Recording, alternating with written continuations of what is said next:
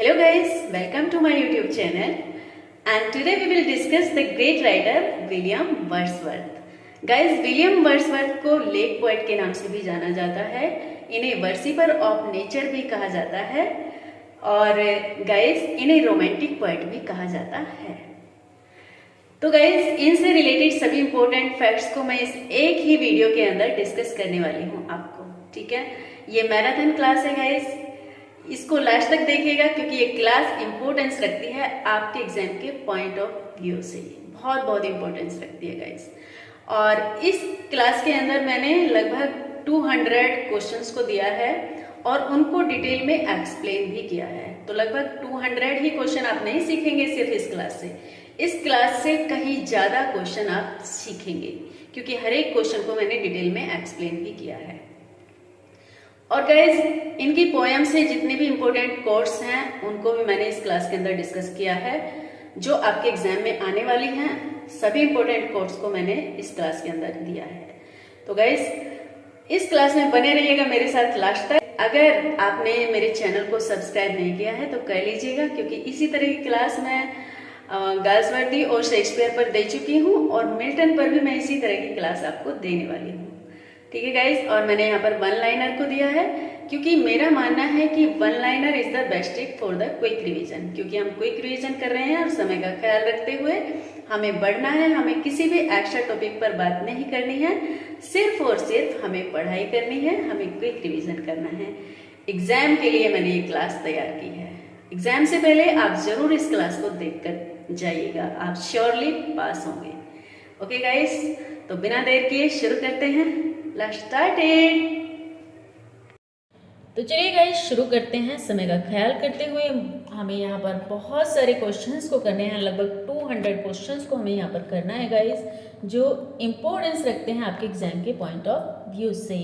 सबसे पहले जान लेते हैं विलियम वर्ड्सवर्थ की डेट ऑफ बर्थ के बारे में। तो इनका जन्म हुआ था 7 अप्रैल 1770 को और जो इनकी डेथ हुई थी गाइस, डेथ हुई थी 23 अप्रैल 1850 को। लंग्स इन्फेक्शन से गाइस इनकी डेथ हुई थी और 7 अप्रैल 1770 यानी कि अप्रैल में ही इनका बर्थ हुआ था और अप्रैल में ही इनकी डेथ हो गई थी और इनको दफनाया गया था राइडल माउंट ग्रासमेयर में, ठीक है गाइस। नेक्स्ट है बिलोंग टू रोमांटिक एज। ये रोमांटिक एज से बिलोंग करते थे गाइस। कैसे करते थे? क्योंकि इनका वर्क आया था लिरिकल बैलेड्स, तभी रोमांटिक एज की स्टार्टिंग हुई थी गाइस। तो इसलिए इनको रोमांटिक पोएट भी बोला जाता है और रोमांटिक एज से ये बिलोंग करते हैं। नेक्स्ट है बर्थ प्लेस। इनका जो बर्थ प्लेस है गाइस कोकरमाउथ कंबरलैंड है इन लेक डिस्ट्रिक्ट और popularly known as the lake district. इनको पॉपुलरली जाना जाता है लेक डिस्ट्रिक्ट पोएट के नाम से, ठीक है गाइस। और लेक डिस्ट्रिक्ट पोएट के नाम से इनके साथ साथ कोलरिज और रॉबर्ट साउथी को भी जाना जाता है। चलिए नेक्स्ट देख लेते हैं। Father was John Wordsworth. इनके जो फादर थे वो जॉन वर्ड्सवर्थ थे।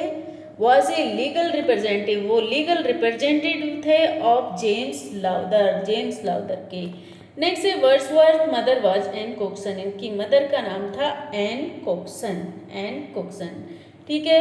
नेक्स्ट है लाउडोमिया इज ए नैरेटिव पोयम। जो लाउडोमिया है इनकी, ये भी एक बहुत अच्छी पोयम है गाइस, बेस्ट वर्क है इनका और ये नैरेटिव पोयम है।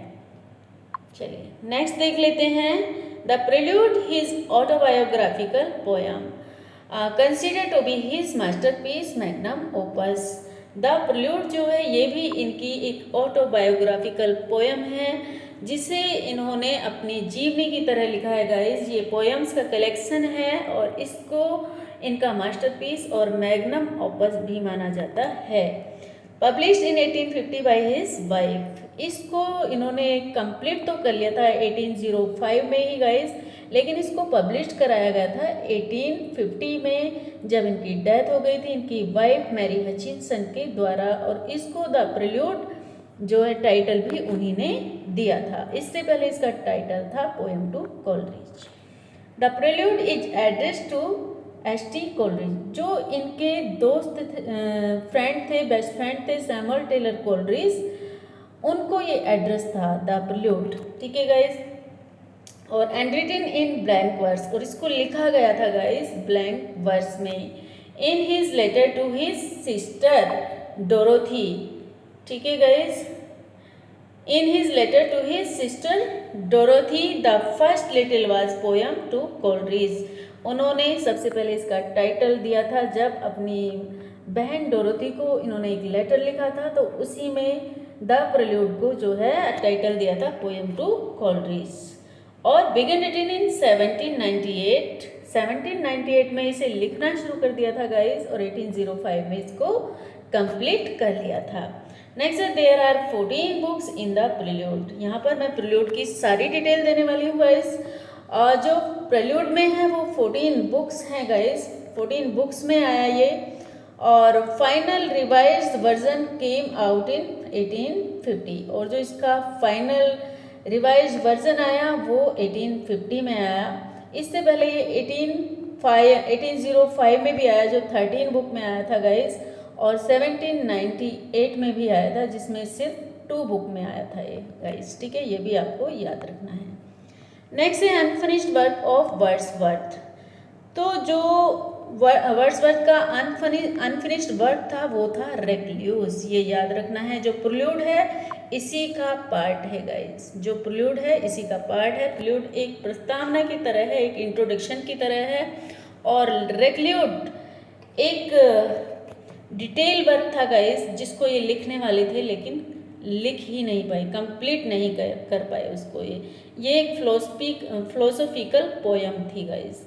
The prelude as the introduction of it, जो प्रिल्यूड था इसके इंट्रोडक्शन के रूप में था। चलिए आगे चलते हैं। The first version contain 2 books was published in 1799, अभी मैंने आपको बताया था कि जो फर्स्ट वर्जन आया था द प्रिल्यूड का वो 2 बुक्स में आया था और 1799 में आया था, क्योंकि 98 में तो इन्होंने इसे लिखना ही शुरू किया था। नेक्स्ट है the second version with 13 books was published in 1805, और जो सेकेंड वर्जन आया था वो 13 बुक्स में आया था 1805 में। द पोएम्स सबटाइटल, इसका सबटाइटल पूछ लिया जाता है गाइस, इसको भी आपने याद रखना है। जो पोएम का सबटाइटल है वो है growth of A poets mind, ये जो सबटाइटल दिया है ये डोरोथी ने इसको दिया है guys. The influence of French revolution also form a major part of the poem, ये जो इन्होंने प्रिल्यूड लिखा है द प्रिल्यूड, इस पर जो है फ्रेंच रिवॉल्यूशंस का इन्फ्लुएंस था गाइस, ये भी इसका एक मेजर पार्ट रहा है। Richard Clerk describe Wordsworth poem as a lyrical bildungsroman, तो गाइस ये जो बिल्डुंग्सरोमन होता है ये भी इम्पोर्टेंट वर्ड है, इसको याद रखना है आपने। जो बिल्डुंग्सरोमन होता है इसको मैं भी आपको बताती हूँ ये क्या होता है। ये होता है जर्मन वर्ड जिसका मतलब होता है डेवलपमेंट ऑफ ए पोएट, एक कवि का डेवलपमेंट कैसे होता है चाइल्डहुड से लेकर ओल्ड एज तक, किस तरह से उसका शारीरिक और मानसिक डेवलपमेंट होता है, उसी को कहते हैं बिल्डुंग्सरोमन, ठीक है गाइस। तो जो रिचर्ड क्लर्क हैं उन्होंने इसे डिस्क्राइब किया है लिरिकल बिल्डुंग्सरोमन के नाम से पोयम को, ठीक है। एंड इसको क्रोनोलॉजिकल ऑर्डर में स्ट्रक्चर में दिया है, और 14 बुक्स हैं इसके अंदर गाइस जो नीचे दी हुई हैं, और मैंने वो डिस्क्राइब भी की हुई हैं कि किस बुक में किस तरह का वर्क इन्होंने दिया है, तो उसको भी आगे देख लेते हैं। चलिए तो गाइस जो बुक नंबर 1 और 2 है इसमें देख लेते हैं इन्होंने क्या एक्सप्लेन किया है। Childhood and school time experience को इन्होंने बुक नंबर 1 और 2 में दिखाया है, ये आपको ध्यान रखना है। ये यहाँ से पूछ ली जाती हैं बुक्स कि इस तरह से क्वेश्चन आ जाता है कि childhood and school time experience को कौन सी बुक में वर्ड्सवर्थ ने एक्सप्लेन किया है, ठीक है। तो ये आपने याद रखना है कि बुक 1 और 2 में बुक 1 में इन्होंने चाइल्डहुड को दिखाया है और बुक 2 में इन्होंने स्कूल टाइम एक्सपीरियंस को दिखाया है, जब इन्होंने जो इनका ग्रामर हॉक्सेड स्कूल था उसको भी वर्णन किया है। बुक थर्ड में रेजिडेंस एट कैम्ब्रिज यूनिवर्सिटी, फिर गए थे ये यूनिवर्सिटी में पढ़ने गाइस, तो वहाँ पर भी रहे थे और पढ़ाई की थी, तो उसको बुक थर्ड में इन्होंने एक्सप्लेन किया है। ठीक है। बुक फोर्थ में समर वैकेशन गाइस, जब गर्मियों की छुट्टी में ये वहाँ पर घूमने गए थे तो ये उसको एक्सप्लेन किया है बुक फोर्थ के अंदर। इनका प्रकृति के साथ किस तरह से संबंध बना और किस तरह से इन्होंने इसको एक्सप्लेन किया प्रकृति को इसके अंदर, तो समर वैकेशन इसके अंदर बुक फोर्थ में दिखाया गया है। और बुक फिफ्थ में describe the book he read, वो बुक्स पढ़ने के भी शौकीन थे गाइस। वो अपने पिता की लाइब्रेरी में मिल्टन को, स्पेंसर को और शेक्सपियर को पढ़ा करते थे गाइस। ठीक है। और ये जो है बुक 5 में इन्होंने डिस्क्राइब किया है। ठीक है। अफेक्ट बाय म्यूटनेस, ठीक है, affected by muteness, description of boy of Winander. Winander मतलब जो एक बॉय है जो बिल्कुल गूंगा है, उसको डिस्क्राइब किया है यहाँ पर। ठीक है, उसकी म्यूटनेस को डिस्क्राइब किया है जो म्यूटनेस से अफेक्टेड है। बुक 6 के अंदर his experience at Cambridge university guys, book 6 के अंदर इन्होंने फिर से कैम्ब्रिज यूनिवर्सिटी के एक्सपीरियंस को एक्सप्लेन किया है। बात कर लेते हैं बुक 7 की, residence in London and it is an example of man's humanity to man. Guys book 7 में इन्होंने जब ये लंदन में रहे थे कुछ समय के लिए तो वहाँ के एक्सपीरियंस को एक्सप्लेन किया है गाइज। तो इन्होंने वहाँ पर जो थेम्स नदी है, सेंट पॉल का गुंबद है, वेस्ट मिनिस्टर है और फिश गेट के स्तूप हैं, उन सभी को इसके अंदर एक्सप्लेन किया है। प्रकृति की खूबसूरती को, ये लंदन की जो खूबसूरती है उसको यहाँ पर दर्शाया है। नेक्स्ट है book 8, restorative inside, how the love of nature lead to the love of man. इन्होंने यहाँ पर दिखाया है कि जो प्रकृति का प्रेम है वो मानव प्रेम से किस तरह से लीड्स करता है गाइस, तो बुक 8 के अंदर है। नेक्स्ट है मोस्ट इम्पोर्टेंट बुक नंबर 9, 10 और 11। यहाँ से आपसे क्वेश्चन पूछ लिए जाते हैं, तो यहाँ पर आपको अच्छी से इसको ध्यान से समझना है गाइस। तो यहाँ पर उनका एक्सपीरियंस है in France both before and after the revolution and their negative impact upon him. जब फ्रेंच रिवॉल्यूशन आई थी गाइस, उसके पहले का और बाद का जो इम्पैक्ट था इनके ऊपर क्या पड़ा वो इन्होंने यहाँ पर दिखाया है, क्योंकि इन्होंने इसके अंदर सभी कुछ दिखाया है। फ्रांस के हालात बहुत बिगड़ गए थे उस वक्त जब फ्रेंच रिवॉल्यूशन आई थी गाइस। जो अमीर लोग थे वो ऐसो आराम से रह रहे थे और जो गरीब लोग थे वही परेशान थे। और कुछ ही क्रांतिकारी थे जो किंग लुइस के खिलाफ विद्रोह कर रहे थे। तो वर्ड्सवर्थ भी चाहते थे कि वो भी लड़ाई करें किंग लुइस के खिलाफ, लेकिन वो उस समय एजेड थे और उनको मना कर दिया गया था। तो इसलिए ये कोर्स उन्होंने दी है इसके अंदर। Bliss was it in that dawn to be alive but to be young was very heaven. तो उन्होंने ये कहा कि हम जीवित हैं, ये हमारे लिए किसी वरदान से कम नहीं है, लेकिन अगर हम जवान होते हैं तो ये हमारे लिए किसी हेवन से कम नहीं होता। हम अपने आप को में बहुत ही अच्छा फील करते हैं और हम कुछ कर सकते हैं लोगों के लिए अगर हम जवान होते हैं। तो गाइज यहाँ पर वर्ड्सवर्थ ने गॉडविन नाम के दार्शनिक की फिलॉसफी पर भी चर्चा की है और जो रैशनलिज्म पर आधारित है उनकी फिलॉसफी गॉडविन की।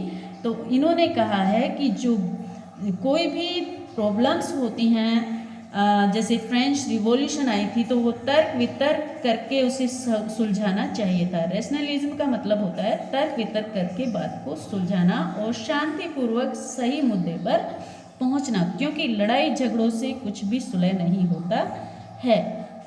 तो किसी भी समाज को रेशनल डिसीजन लेने चाहिए, ना कि इमोशनल और selfish.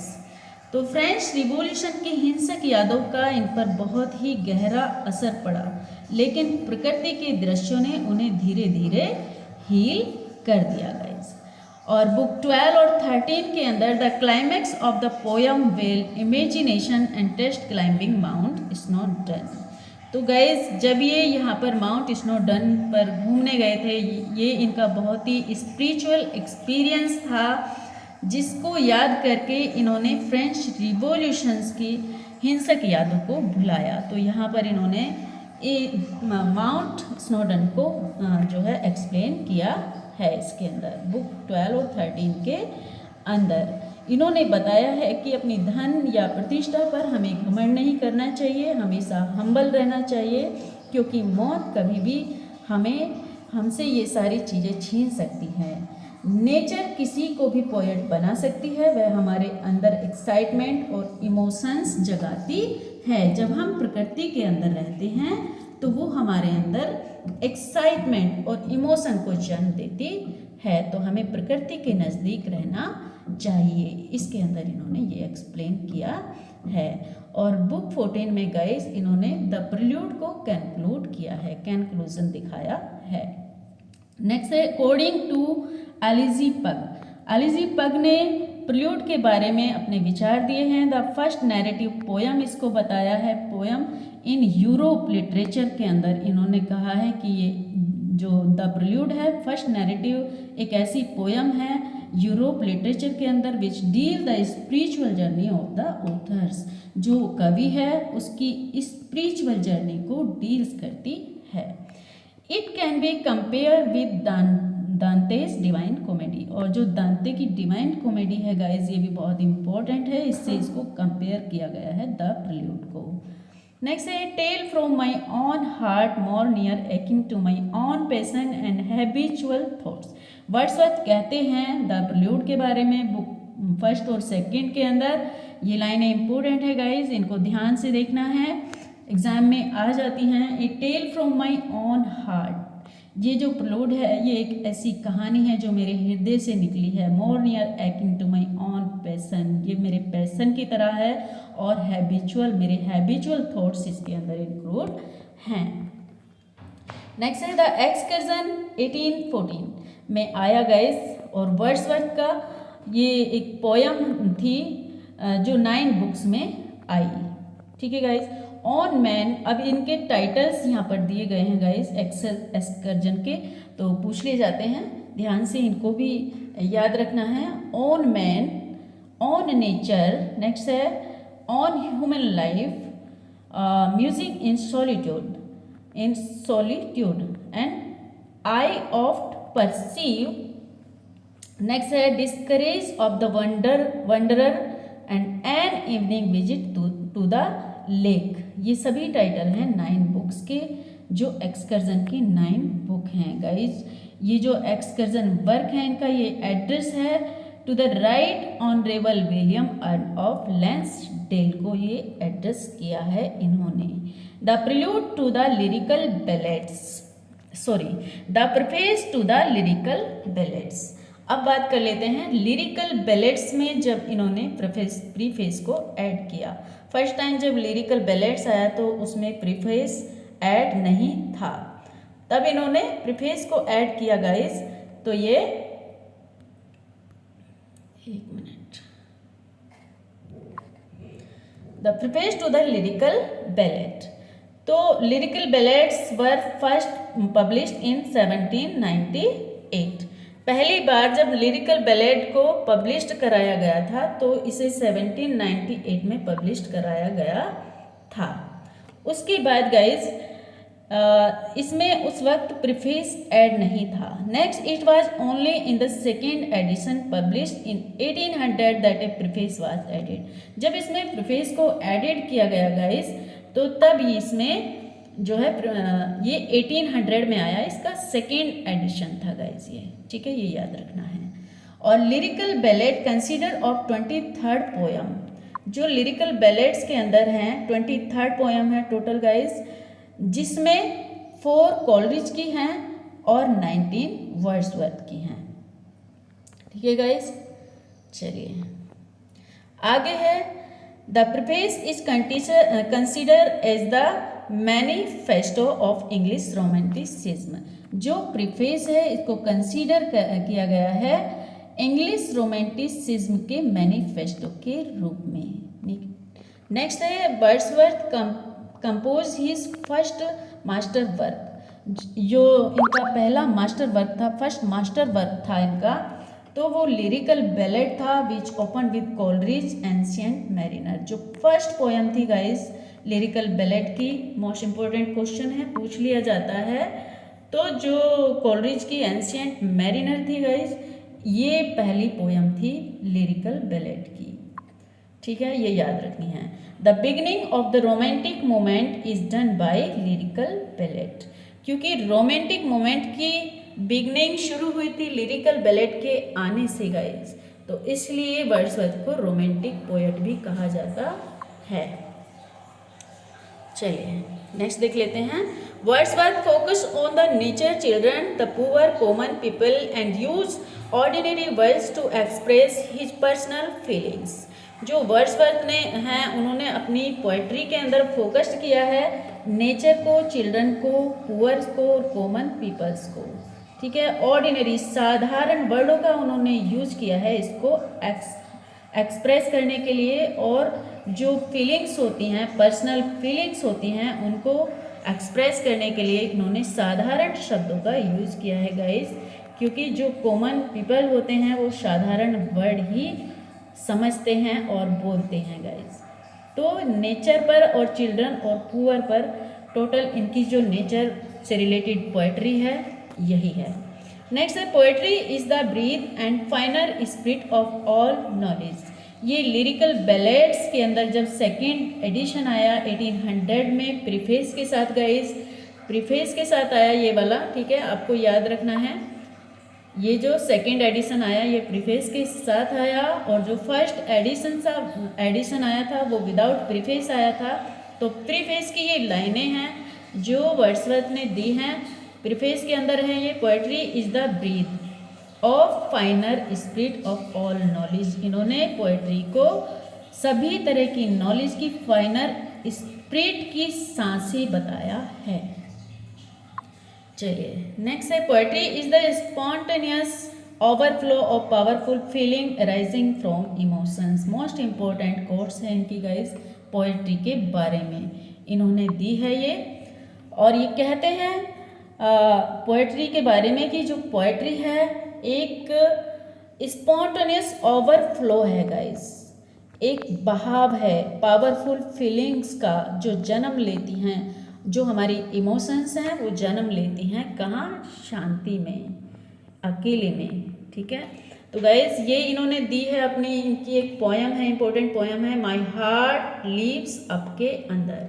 My heart leaves up के अंदर मैंने यहाँ पर ये दे दी है पोयम, और इसका दूसरा टाइटल है द रेनबो, ठीक है, दूसरा टाइटल, ये भी याद रखना है, पूछ लिया जाता है एग्जाम में।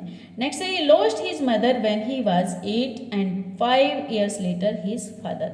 उन्होंने अपनी मदर को खो दिया था, यानी उनकी मदर की डेथ हो गई थी जब वो सिर्फ 8 ईयर के थे गाइस। कितने साल के थे? सिर्फ 8 साल के थे। और जब उनके फादर की डेथ हुई तो उसके बाद सिर्फ 5 साल बाद ही उनके फादर की भी डेथ हो गई थी। मदर फादर का साया उनके सर से उठ गया था। Dorothy was a very important person in his life. Dorothy कौन थी? आप अच्छे से जानते हैं, डोरोथी उनकी प्यारी सी सिस्टर थी जिसका बहुत ही इम्पोर्टेंट रोल था उनकी लाइफ में गाइस। चलिए नेक्स्ट देख लेते हैं। After school Wordsworth attended Saint John's from where he took his BA in 1791। तो कैम्ब्रिज यूनिवर्सिटी के अंदर सेंट जॉन्स ये कॉलेज था गाइस, जहाँ से इन्होंने BA कंप्लीट किया था 1791 में। नेक्स्ट है Wordsworth first sonnets the European magazine.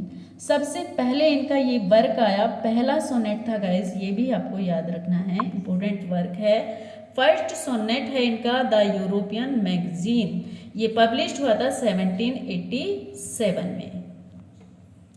चलिए इन 1790 Wordsworth went on A French tour and also travel in Switzerland.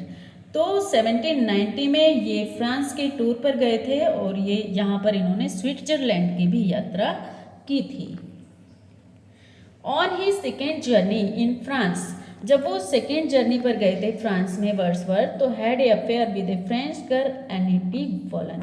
Annuity बोलन से इन्हें प्यार हो गया था, और the daughter of A barber surgeon, जो बेटी थी एक बार्बर सर्जन की, ठीक है। जो एनिटी के फादर थे वो एक बार्बर सर्जन थे गाइस, तो ये याद रखना है आपको। और एनिटी से वर्ड्सवर्थ को प्यार हो गया था जब वो सेकेंड टाइम फ्रांस की जर्नी पर गए थे। By whom he had a daughter and Caroline. जिस एनिटी बोलन थी, उन्होंने इनकी बेटी को जन्म दिया था जिसका नाम था कैरोलिन। ये नाम याद रखना है आपको गाइस, कैरोलिन। जो कैरोलिन है ये इनकी बेटी है गाइस वर्ड्सवर्थ की। इलिजिटिमेट डॉटर है क्योंकि इनकी शादी नहीं हुई थी।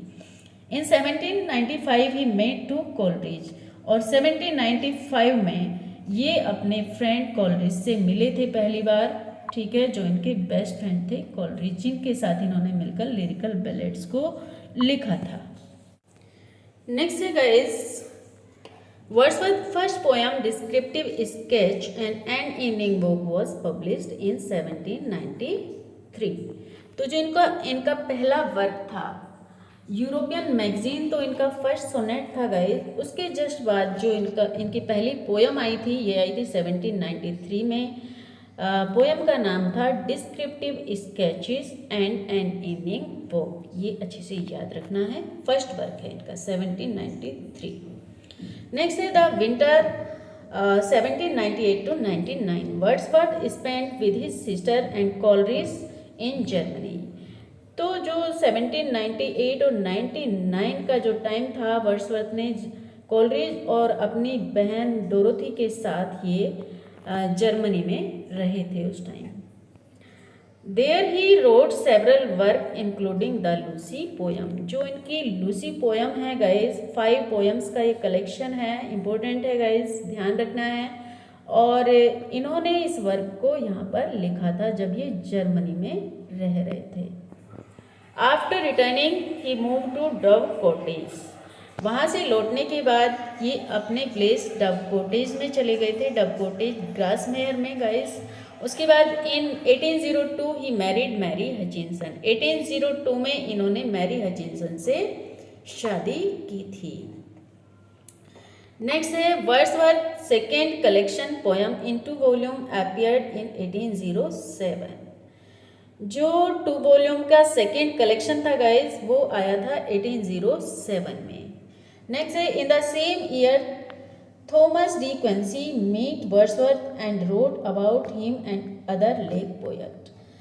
जो थॉमस डी क्विंसी थे, उन्होंने वर्ड्सवर्थ के बारे में और अदर लेक पोएट्स के बारे में लिखा था गाइस, ठीक है। और 1807 में ही ये वर्ड्सवर्थ से मिले थे। चलिए नेक्स्ट देख लेते हैं वर्ड्सवर्थ अपॉइंटेड पोएट ल्यूरेट। ये इंपॉर्टेंट क्वेश्चन है गाइस, अच्छे से देखना है। 1843 में इनको पोएट ल्यूरेट अपॉइंट कर लिया गया था, ठीक है guys.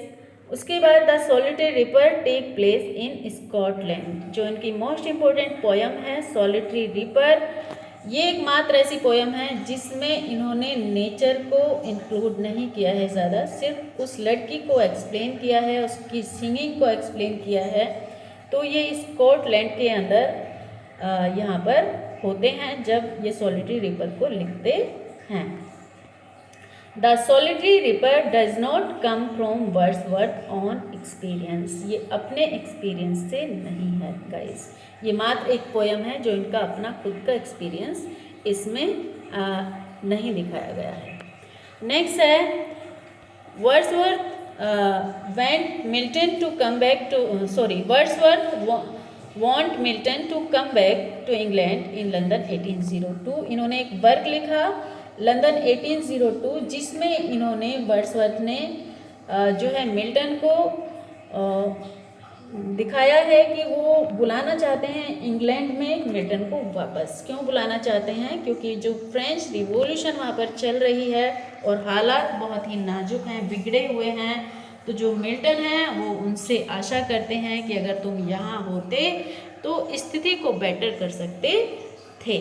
He wants Milton to show England how to be virtuous again, यानी कि वो दिखाना चाहते हैं फ्रांस की जो सिचुएशन है उस वक्त की, वो मिल्टन को दिखाना चाहते हैं कि जो फ्रांस है वो दोबारा से कितना वर्चुअस हो चुका है।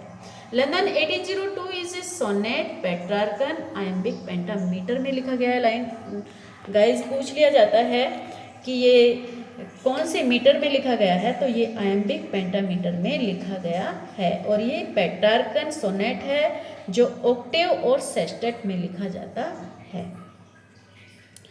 Major themes in compose from Westminster Bridge, man versus nature and amazement, the speaker being lover of nature. जो मेजर थीम्स इसकी रही है गाइस, ये कंपोज अपॉन वेस्टमिनिस्टर ब्रिज के ऊपर जो कंपोज किया गया है, man versus nature and amazement. यहाँ पर मैन वर्सेस नेचर अमेजमेंट को दिखाया गया है, speaker being lover of nature. यहाँ दिखाया गया है कि जो स्पीकर है वो नेचर का एक प्रेमी है। What is Wordsworth looking at in upon Westminster bridge, जो वेस्टमिनिस्टर ब्रिज वर्क इन्होंने लिखा है तो वो किसको देख रहे हैं इसके अंदर, तो वो देख रहे हैं सिटी को। During what time of the day does upon Westminster Bridge take place, तो जो वेस्टमिनिस्टर ब्रिज है वो समय के किस टाइम जो है स्टार्टिंग होती है इस पोयम की, तो अर्ली मॉर्निंग में होती है। With whom Wordsworth was travelling when he was inspired to write upon Westminster, वो किसके साथ ट्रैवलिंग कर रहे थे जब उनके मन में विचार आया वेस्टमिनिस्टर ब्रिज को लिखने का, तो वो अपनी सिस्टर डोरोथी के साथ थे और लंदन की विजिट पर गए थे अपनी सिस्टर डोरोथी और के साथ थे, और वो मिलने गए थे कैरोलिन जो इनकी इलिजिटिमेट डॉटर थी, और तो ये वहाँ पर उससे मिलने गए थे, एनिटी बोलन से और कैरोलिन से। ठीक है गाइस, चलिए आगे देख लेते हैं। कम fourth into the light of things, late nature be your teacher. Important है गाइस, टेबल टर्निंग की ये लाइनें हैं और जो पोएट है वो कहता है कम fourth into the light of things, late nature be your friend your teacher, मतलब जो नेचर है उसको अपना टीचर बने दो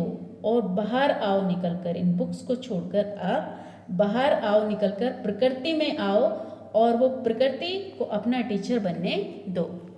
up my friend and quit you book और surely you will grow double. ये कहते हैं, टेबल टर्निंग की ही ये लाइनें हैं, ये कहते हैं उठो उठो मेरे दोस्त एंड क्वाइट यू बुक, अपनी बुक्स को बंद कर दो, और surely you will grow double, कहते हैं कि मैं श्योर कह सकता हूँ कि आप प्रकृति से जो आप बुक से सीख रहे हैं उससे कहीं ज़्यादा सीखेंगे, उससे डबल सीखेंगे। Getting and spending we lay waste our power, little we see in nature that is ours. ये कहते हैं हम कमाने में और खर्च करने में सिर्फ अपना सारा जीवन व्यतीत कर देते हैं, और जो प्रकृति है इतनी खूबसूरत है उसके लिए तो हमारे पास समय ही नहीं होता है। The world is too much with अस के अंदर कहते हैं गाइस, जो पब्लिश हुआ था इनका वर्क 1806 में। चलिए नेक्स्ट देख लेते हैं।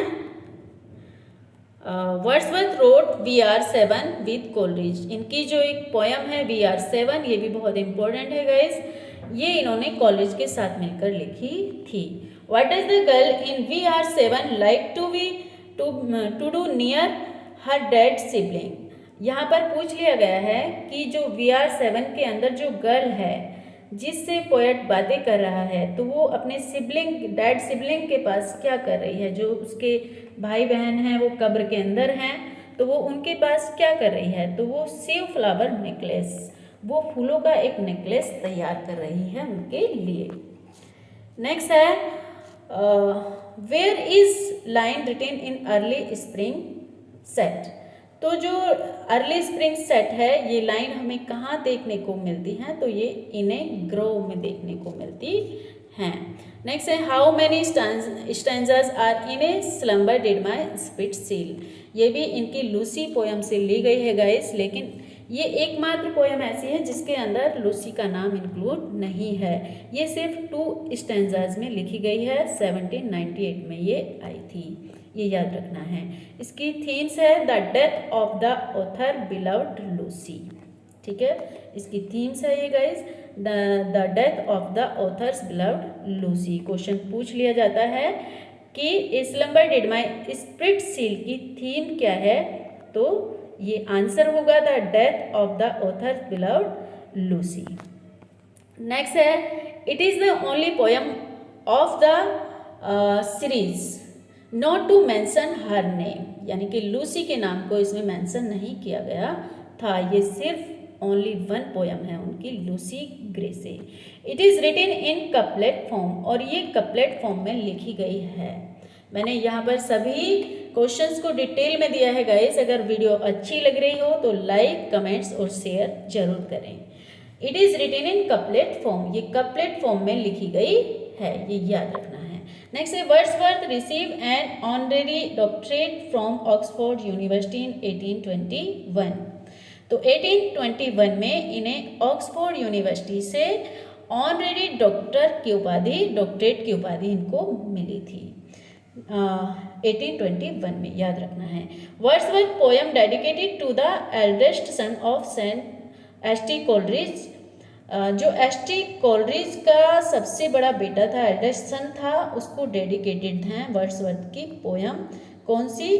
To S C. 6 ईयर ओल्ड, जो इनकी पोयम है।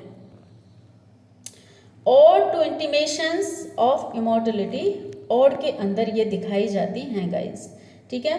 6 ईयर्स ओल्ड, पिग्मी साइज जो ये दिखाते हैं ना, जो लाइनें हैं वो ode to intimation immortality ode के अंदर आते हैं। ये एड्रेस करते हैं कोलरिज के बेटे को, तो ये याद रखना है।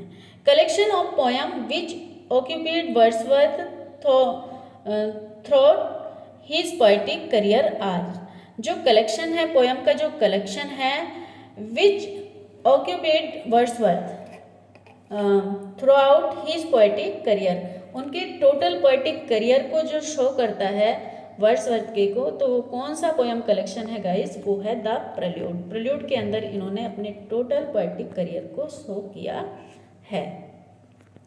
नेक्स्ट है poem that describe Wordsworth passion for nature and children except. अच्छा, जिसमें वर्ड्सवर्थ के पैशन को नहीं दिखाया गया है, जो नेचर का उनका पैशन है, चिल्ड्रन का पैशन है उनका, जो दिखाते आए हैं वो अपनी पोएट्री में, तो वो ये कौन सी पोयम है उनकी? ये एकमात्र पोयम है द सोलिटरी रिपर। नेक्स्ट है the year when Wordsworth began writing his only play, जो उन्होंने एकमात्र अपना प्ले लिखा, तो वो कौन सा साल था जिसमें ये प्ले लिखा था इन्होंने? द बॉर्डर्स, तो ये लिखा था 1796 में। यही एकमात्र इनकी वर्स्ट ट्रेजेडी कहलाई जाती है।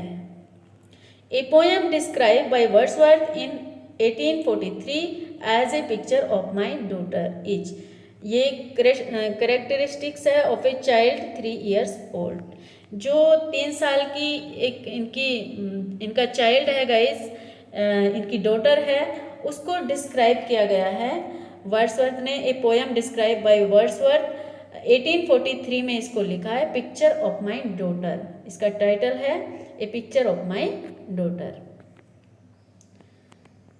Characteristics of a child 3 years old. Next है poem inspired by his daughter Catherine, एक पोयम इन्होंने लिखी है इंस्पायर्ड होकर अपनी डॉटर कैथरीन से इंस्पायर्ड होकर, जो मर जाती है सिर्फ जब वो 2 years ओल्ड होती है 1812 में, और before the poem was written, ये पोयम के लिखने से पहले का समय है गाइस।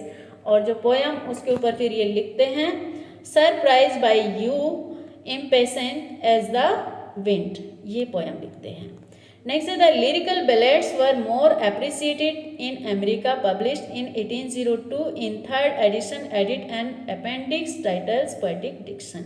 तो गाइस जो लिरिकल बैलेड्स है इनका अप्रिसिएट किया गया था, मोर अप्रिसिएट किया गया था अमेरिका के अंदर जब ये आया था 3rd एडिशन में 1802 में लिरिकल बैलेड्स के साथ, ठीक है।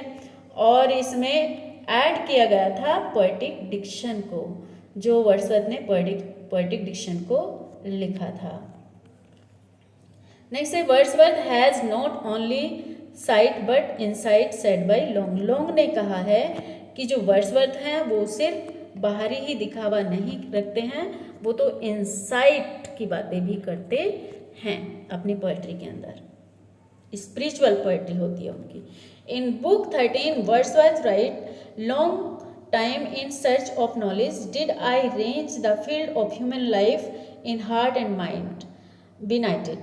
तो गाइज ये जो बुक 13 इन्होंने लिखी है उसके अंदर इन्होंने एक्सप्लेन किया है, वर्ड्सवर्थ ने लिखा है कि long time in search of knowledge, एक ज्ञान की तलाश में एक लंबा समय बीत गया।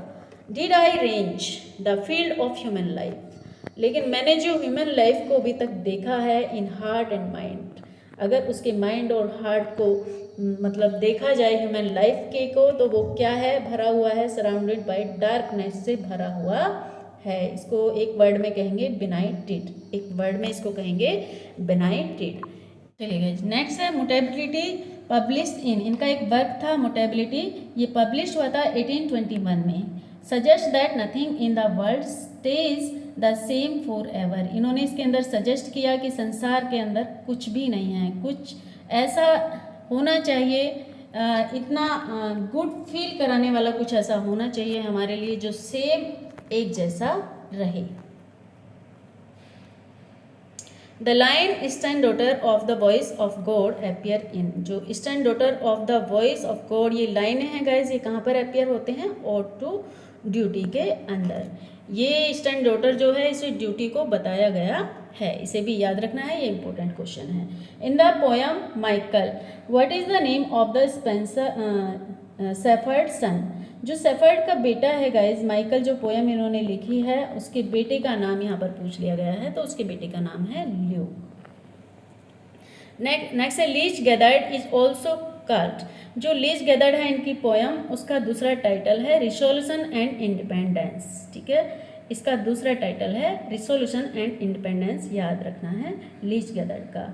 और the world Burns and Chesterton are mention, जो लाइनें हैं the world Burns and Chesterton ये इसके अंदर मेंशन हैं, ये याद रखनी है, ये लाइनें पूछ ली जाती हैं, इंपॉर्टेंट लाइनें हैं। Ruth's alternative title is influence of nature, जो इनका वर्क है इन्फ्लुएंस ऑफ नेचर, इसका दूसरा अल्टरनेटिव टाइटल है रूथ। ये भी इंपॉर्टेंट क्वेश्चन है गाइज, ये भी आपने याद रखना है कि रूथ जो है इन्फ्लुएंस ऑफ नेचर का अदर टाइटल है। चलिए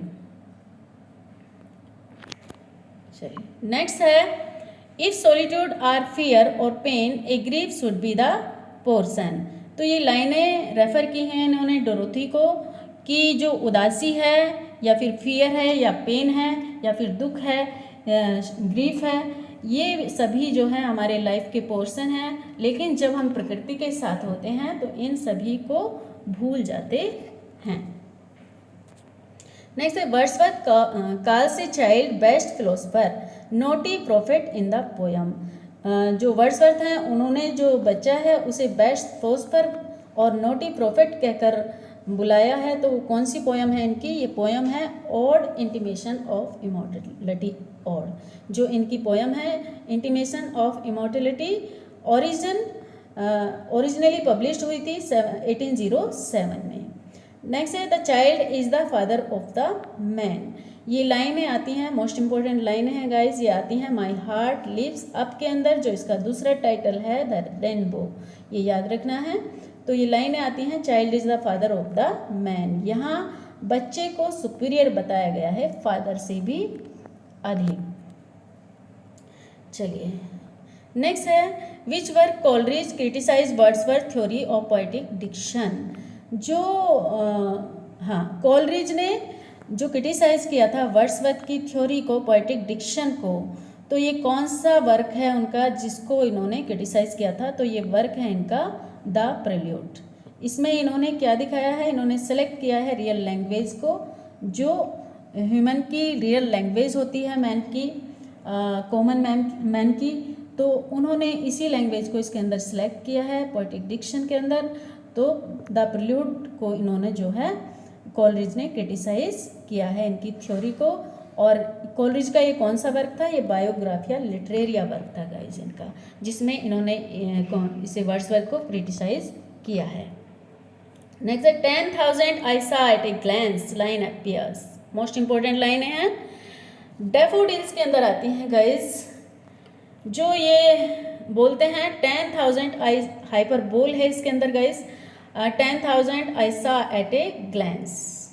तो इन्होंने कहा कि मैंने 10,000 को जो है एक ही नज़र में देख लिया था, 10,000 डैफोडिल्स को मैंने एक ही नज़र में देख लिया था। यहाँ पर हाइपरबोल जो है फिगर ऑफ स्पीच को दिखाया गया है। Proteus God and Triton appear in, जो प्रोटियस गॉड है गाइज वो सी गॉड के नाम से जाने जाते हैं, और वर्ल्ड इज टू मच के अंदर जो है ये देखने को मिलते हैं। The still sad music of humanity appear in Tintern एबे, ये लाइनें हैं टिंटन एबे की, बहुत इंपॉर्टेंट लाइनें हैं, एग्जाम में बार बार पूछ ली जाती हैं। तो the still sad music of humanity appear in Tintern एबे, जब इन्होंने फर्स्ट विजिट की थी 1793 में वहाँ की, तो line compose a few miles above, ये स्टार्टिंग होती है, पहली लाइन है पोएम की, line compose a few miles above, ठीक है। तो वहाँ की जो फर्स्ट विजिट की थी 1793 में की थी। On revisiting the bank of the Wye, जो वाई नदी है वहाँ पर उन्होंने फिर से दोबारा से विजिटिंग की थी, एक टूर किया था जुलाई 13, 1798 में, फिर से वो डोरोथी के साथ वहाँ पर गए थे। और ये इसे ड्रामेटिक मोनोलॉग के रूप में भी जाना जाता है, और इसको लिखा गया है ब्लैंक वर्स में। सभी क्वेश्चन इंपॉर्टेंट हैं, यहाँ से पूछ लिए जाते हैं, इसलिए मैंने डिटेल में सब कुछ टिंटन एबे के बारे में यहाँ पर दिया गया है। और ये लिरिकल बैलेड्स की लास्ट पोयम है गाइस, लिरिकल बैलेड जो इनका इंपॉर्टेंट वर्क है उसकी लास्ट पोयम भी ये है। One of the chief glories of English poetry, Arnold ने इनको कहा है वर्ड्सवर्थ को one of the chief glories of English poetry के चीफ ग्लोरीज बताया गया है इनको। नेक्स्ट है लॉस्ट लीडर वर्ड्सवर्थ को कहा है ब्राउनिंग ने, जब ये पोएट ल्यूरेट बन गए थे उस वक्त इन्हें थोड़ी सी इनसे प्रॉब्लम हुई थी, तो इन्होंने इनको लॉस्ट लीडर कह डाला। नेक्स्ट है ए मोरल यूनक, यूनक होता है प्रभावहीन, ठीक है। ए मोरल यूनक इनको बोला है शैले ने, पीबी शैले ने। Milton was a great idol of Wordsworth के लिए मिल्टन क्या थे, एक ग्रेट आइडियल थे। The theme of Wordsworth poem is humble and rustic life, इनकी पोयम की थीम्स पूछ ली जाती है गाइस, मोस्ट इम्पोर्टेंट है, थीम पूछ ली जाती है इनकी पोयम्स की, तो इनकी पोयम्स की थीम है humble and rustic life. Nature never did betray, important लाइनें हैं, the heart that loved her in Tintern Abbey के अंदर आती हैं। नेचर जो है, nature never did betray the heart that loved her, जो प्रकृति को प्यार करते हैं वो नेचर जो है, प्रकृति जो है वो उन्हें कभी भी निराश नहीं करती। Name the poem in which the following line appear, इस पोयम का नाम बताना है जिसमें ये लाइनें आती हैं। The gods approve the depth and not the tumult of the soul, तो ये इनकी लाउड्रोमिया एक पोयम है जिसके अंदर ये लाइनें आती हैं। ये कहते हैं कि जो गॉड्स हैं वो डेप्थ में जाकर हमें मिलते हैं, ऊपर पूजा कर लेने से कुछ नहीं होता, जब तक हमें अपना स्पिरिचुअल नॉलेज हमें नहीं मिल जाती, जब तक हमें आत्मिक ज्ञान नहीं हो जाता तब तक गॉड हमें नहीं मिलते। Evening star is the name of Michael cottage, जो इनकी पोयम है, माइकल इन्होंने जो पोयम लिखी है तो उनकी जो कुटी है जहाँ पर वो रहते हैं उनकी कॉटेज का भी नाम इन्होंने दिया है, क्वेश्चन भी इंपॉर्टेंट है, पूछ लिया जाता है, तो उसका नाम है इवनिंग स्टार। चलिए नेक्स्ट देखते हैं emotions recollected in tranquility, the profound philosophy of Wordsworth was rejected by. जो इन्होंने पोएट्री को लेकर के अपनी डेफिनेशन दी वर्ड्सवर्थ ने, तो उसको रिजेक्ट कर दिया गया टी.एस. एलियट के द्वारा। जो इन्होंने कहा कि इमोशंस जो हैं वो कलेक्ट होती हैं, वो जन्म लेती हैं ट्रिंक्विलिटी में, अकेलेपन में और शांत माहौल में। तो इन्होंने इसे रिजेक्ट कर दिया, इनकी थ्योरी को। वर्ड्सवर्थ की ये थ्योरी थी। Wordsworth got idea from Rousseau that education of nature is superior to bookish learning. तो जो वर्ड्सवर्थ हैं उन्होंने जो टेबल टर्न अपना वर्क लिखा है गाइस, तो उसके अंदर इन्होंने दिखाया है कि जो एजुकेशन है, जो नेचर है, वो बुकिस्ट लर्निंग से कुछ ज़्यादा सिखा सकती है, वो सुपीरियर है। तो ये थ्योरी इन्होंने ली है, ये आइडियाज़ इन्होंने लिए हैं रूसो से। नेक्स्ट है सी gave me eyes, C gave me years and humble cares and delicate fear. ये डोरोथी के लिए वर्ड्सवर्थ ने डोरोथी अपनी बहन के लिए लिखा है कि उसने मुझे आंखें दी, उसने मुझे कान दिए, उसने मुझे हम्बल केयर दी और डेलिकेट फियर दिया। उसने हर तरीके से मेरी जो मुझे प्यार किया। चलिए नेक्स्ट है पैंथिज्म मीन्स। जो पैंथिज्म मीन्स है गाइस, ये पूछ लिया जाता है God is all and all is God. ये इन्होंने बोला है जो भगवान है वो सब जगह है और सब जगह ही भगवान है, सभी में भगवान है। ये कहते हैं भगवान सब में है, सभी में भगवान है। पैंथिज्म का मतलब होता है ये। Character of the happy warrior was written after the death of Lord Nelson. जो इनका वर्क है character of the happy warrior, जो लिखा था ये लॉर्ड नेल्सन की डेथ के बाद आया था। चलिए नेक्स्ट है the sea that bears her bosom to the moon. ये the world is too much with us की लाइनें हैं गाइस, पब्लिश हुआ था 1807 में ये work. The sea that bear her bosom to the moon, यहाँ पर ये लाइनों में दिखाया गया है कि जो समुद्र है वो अपने बेयर हर बोसम, जो अपना सीना है उसे बेयर करके मून से मिलने की कोशिश करता है। जैसे ज्वार भाटे आते हैं समुद्र के अंदर, उसको एक्सप्लेन किया गया है।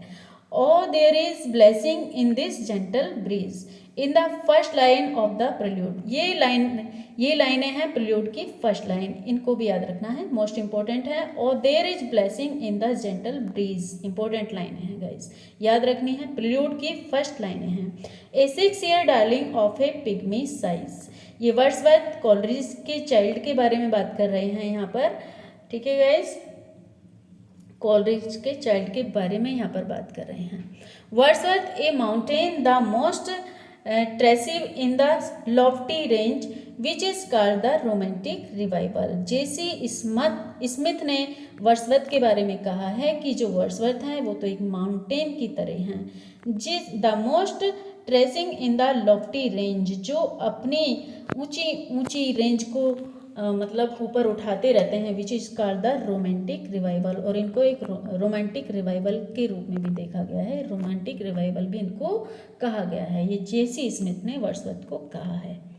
नेक्स्ट है the concept of spot of time. जो स्पॉट ऑफ टाइम का कॉन्सेप्ट है guys was written in the prelude, वो प्रिल्यूड में दिखाया गया है इनकी 12th बुक के अंदर। वर्ड्सवर्थ ने जो 12th बुक लिखी है उसके अंदर टाइम के concept of spot of time को दिखाया गया है, याद रखना है। But she is in her grave and oh the different to me. तो गाइस यहाँ पर she dwelt among the untrodden ways की ये लाइन है, but she is in her grave. और लेकिन वो तो अपने ग्रेव में है, अपनी कब्र में है, और यही तो मेरे लिए डिफरेंस है। नेक्स्ट है Wordsworth lived for 50 years among the Cumberland dalesmen. जो कम्बरलैंड डेल्समैन में ये रहे थे, ये प्लेस है गाइज जहाँ पर इन्होंने 50 ईयर्स बिताए थे वर्ड्सवर्थ ने अपनी लाइफ की।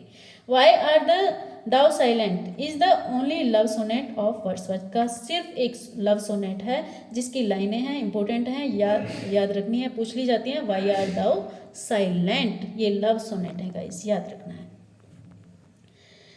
Solitary ripper by Wordsworth is a ballad. Guys ये जो क्वेश्चन है ये बैलेड भी बोला जाता है, सॉलिटरी रिपर को बैलेड भी पुकारा जाता है और लिरिक भी कहा जाता है गाइज। अगर दोनों ही ऑप्शन में आ जाएं तो lyric is first and ballad is second guys. तो ये सॉलिटरी रिपर है जिसको बैलेड के रूप में भी जाना जाता है और एक लिरिक के रूप में भी जाना जाता है। Fair seed time had my soul and I grew up fostered alike my beauty and fear. ये प्रिल्यूड की लाइनें हैं। Fair seed time had my soul and I grew up fostered alike my beauty and fear. Will no one tell me what she sing, perhaps the plaintive numbers flow for all unhappy far off. ये solitary reaper की line है guys. तो ये कवि कह रहा है क्योंकि उसकी समझ में जो स्कॉटिश लैंग्वेज है वो आती तो है नहीं, तो बस उसको उसकी मधुर आवाज़ बहुत खूबसूरत लगती है और उसी को वो अपनी इस पोएम में एक्सप्लेन कर डालता है। तो वो कहता है कि क्या कोई मुझे बताएगा, will no one tell me, क्या कोई मुझे बताएगा व्हाट शी सिंग, वो क्या गा रही है। परहैप्स द प्लेंटिंग नंबर्स फ्लो, वो मतलब इतनी देर से एक लंबा सा गीत गा रही है। For old unhappy far of, मतलब इतना है, इतना खूबसूरत गीत है उसका कि वो जो अनहैप्पी होते हैं, जो सैड लोग होते हैं, उन सभी को, जो उनके पुराने रागीर होते हैं, एक नाइटिंगेल जो है वो भी इतना खूबसूरत नहीं गाती है जितना वो गा रही है, लेकिन वो क्या गा रही है ये मेरी समझ में नहीं आ रहा है। क्या कोई मुझे ये बताएगा कि वो क्या गा रही है। तो इस सॉलिटरी रिपर की लाइनें हैं। The experience in the prelude begin in sensation and end in thoughts। जो प्रेल्यूड का एक्सपीरियंस है गाइज वो सेंसेशन से स्टार्टिंग होती है क्योंकि वो चाइल्डहुड से स्टार्ट होता है और जो उसका एंड होता है वो थॉट्स के साथ होता है। नेक्स्ट है it is a beauteous evening is a sonnet. ये भी एक विलियम वर्ड्सवर्थ का सोनेट है जो ब्यूटियस इवनिंग है। ये इसका कीवर्ड है गाइज, याद रखना है कि जो ब्यूटियस इवनिंग है वर्ड्सवर्थ का एक सोनेट है। नेक्स्ट है the sounding cataract haunted me like passion. ये टिंटन अबे की लाइन है गाइस, जो इनकी पोयम है टिंटन अबे, मोस्ट इम्पोर्टेंट है। तो ये लाइन है जी, ये कहते हैं कि जो झरने की कलकल की आवाज़ है वो मुझे एक पैसन की तरह लगती है। Wordsworth regarded as a pantheist, उनको एक पैंथिस्ट के रूप में रिगार्ड किया गया है गाइस। पैंथिस्ट मीन्स होता है person who believe that God exist in the same as all things in the universe. वो कहते हैं कि जो गॉड है, जो यूनिवर्स है, उसके अंदर सभी चीज़ों में जो है एग्जिस्ट करते हैं। चलिए नेक्स्ट देख लेते हैं। In the prelude Wordsworth childhood ruminations tell us about his native, जो कम्बरलैंड। तो जो प्रेल्यूड है इनकी पोयम वर्ड्सवर्थ की, तो उसके अंदर इन्होंने चाइल्डहुड को बताया है, चाइल्डहुड को एक्सप्लेन किया है और अपने नेटिव कम्बरलैंड में जो रहे थे, ये कम्बरलैंड एक प्लेस है जहाँ पर ये रहे थे, उसके बारे में एक्सप्लेन किया है। Essence sublime of something far more deeply interfused, ये टिंटन एबे की लाइन है। Essence sublime of something far more deeply interfused. Next है a perfect woman, nobly planned to warn to comfort and command and yet a spirit still and bright with something of an angel light. तो guys ये लाइनें इन्होंने लिखी हैं Mary Hutchinson के लिए। She was a phantom delight इनका एक वर्क है जो इन्होंने मैरी हचिंसन के लिए लिखा है और इसमें इन्होंने इनको बताया है कि जो मैरी हचिंसन है, इनकी वाइफ है, वो एक परफेक्ट वुमेन है, एक नोबल वुमेन है वो गाइस, और comfort and command and yet a spirit still and bright with something of an angel light, यानी कि वो एक एंजल लाइट की तरह है उनकी लाइफ में। चलिए, the 2 April morning is the poem by Wordsworth. ये जो 2 अप्रैल है, ये 2 अप्रैल मॉर्निंग जो टाइटल है इनकी पोएम का है, ये वर्ड्सवर्थ ने लिखी है। Her eyes as star at twilight, fair like twilight too her dusky hair. She was a phantom delight से ही ये लाइन है। इन्होंने अपनी जो इनकी वाइफ है मैरी हचिंसन, उसी को लेकर के ये लाइनें फिर से लिखी हैं। हर आइज एज स्टार, उन्होंने उनकी आंखों की तारीफ की है और बोला है कि जो उसकी आंखें हैं वो स्टार की तरह चमकती हैं। ट्विलाइट फेयर लाइक ट्विलाइट, मतलब वो बिल्कुल स्टार की तरह चमकती हैं। जब रात में अंधेरा होता है तो आंखें जो हैं उनकी वो स्टार की तरह चमकती हैं। और जो उनके डस्की हेयर हैं, जो उनके थिक और डस्की हेयर हैं, काले घने बाल हैं, वो उनके जो फेस है उसके चारों तरफ ऐसे बहुत खूबसूरती से दिखाई देते हैं।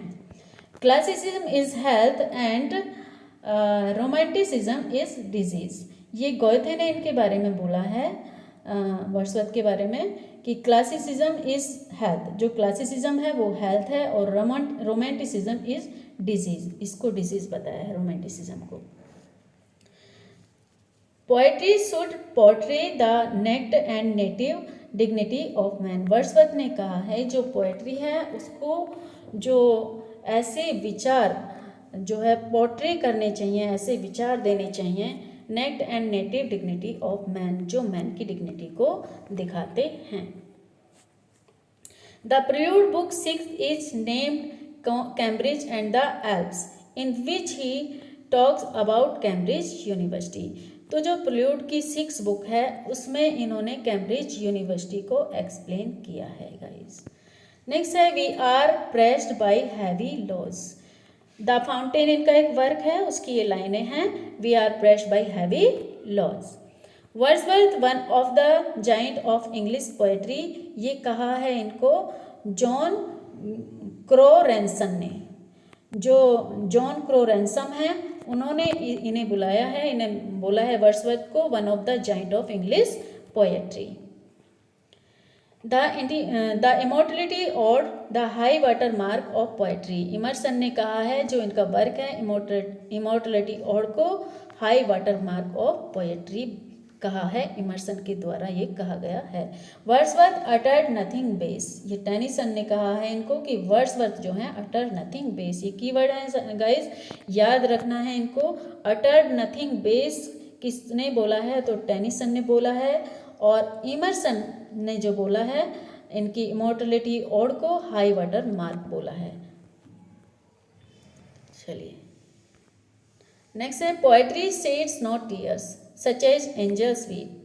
जो पोएट्री है विलियम वर्ड्सवर्थ कहते हैं जो पोएट्री है वो आंसू नहीं बहाती है जैसे एंजल रोते हैं, but natural and human tears. जो पोएट्री के आंसू होते हैं वो तो नेचुरल होते हैं, वो तो ह्यूमन टीयर्स की तरह होते हैं।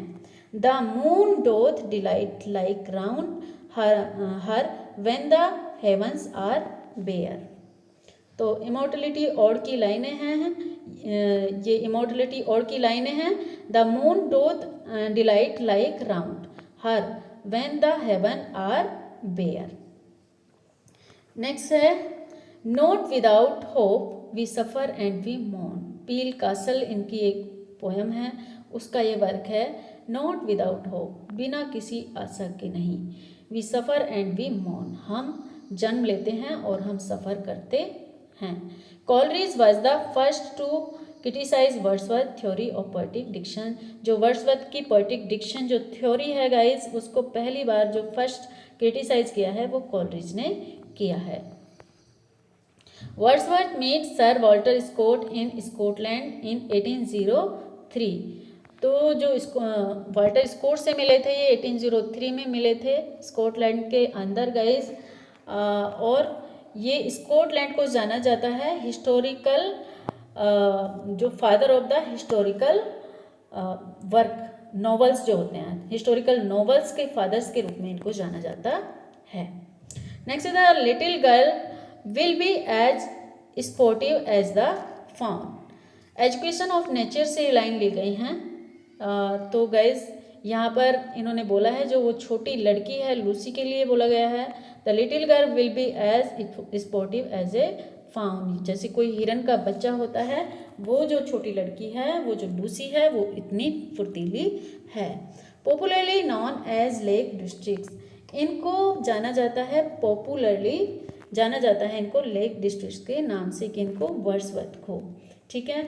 और ये लेक पोएट्स के नाम से दूसरे भी राइटर्स को जाना जाता है, जिनमें इंक्लूड हैं रॉबर्ट साउदे, वर्ड्सवर्थ और एस.टी. कोलरिज। चलिए, पीटर बेल इनका एक वर्क आया गाइस। जो पीटर बेल है ये वर्ड्सवर्थ ने लिखा है, और Peter Bell the third P B. Shelley ने लिखा है। They flash upon that inward eye which is the bliss of solitude, line from daffodils. ये डैफोडिल्स से लाइनें ली गई हैं। 1807 में इनका ये वर्क आया था, डैफोडिल्स गाइस, इसे पब्लिश कराया था इन्होंने।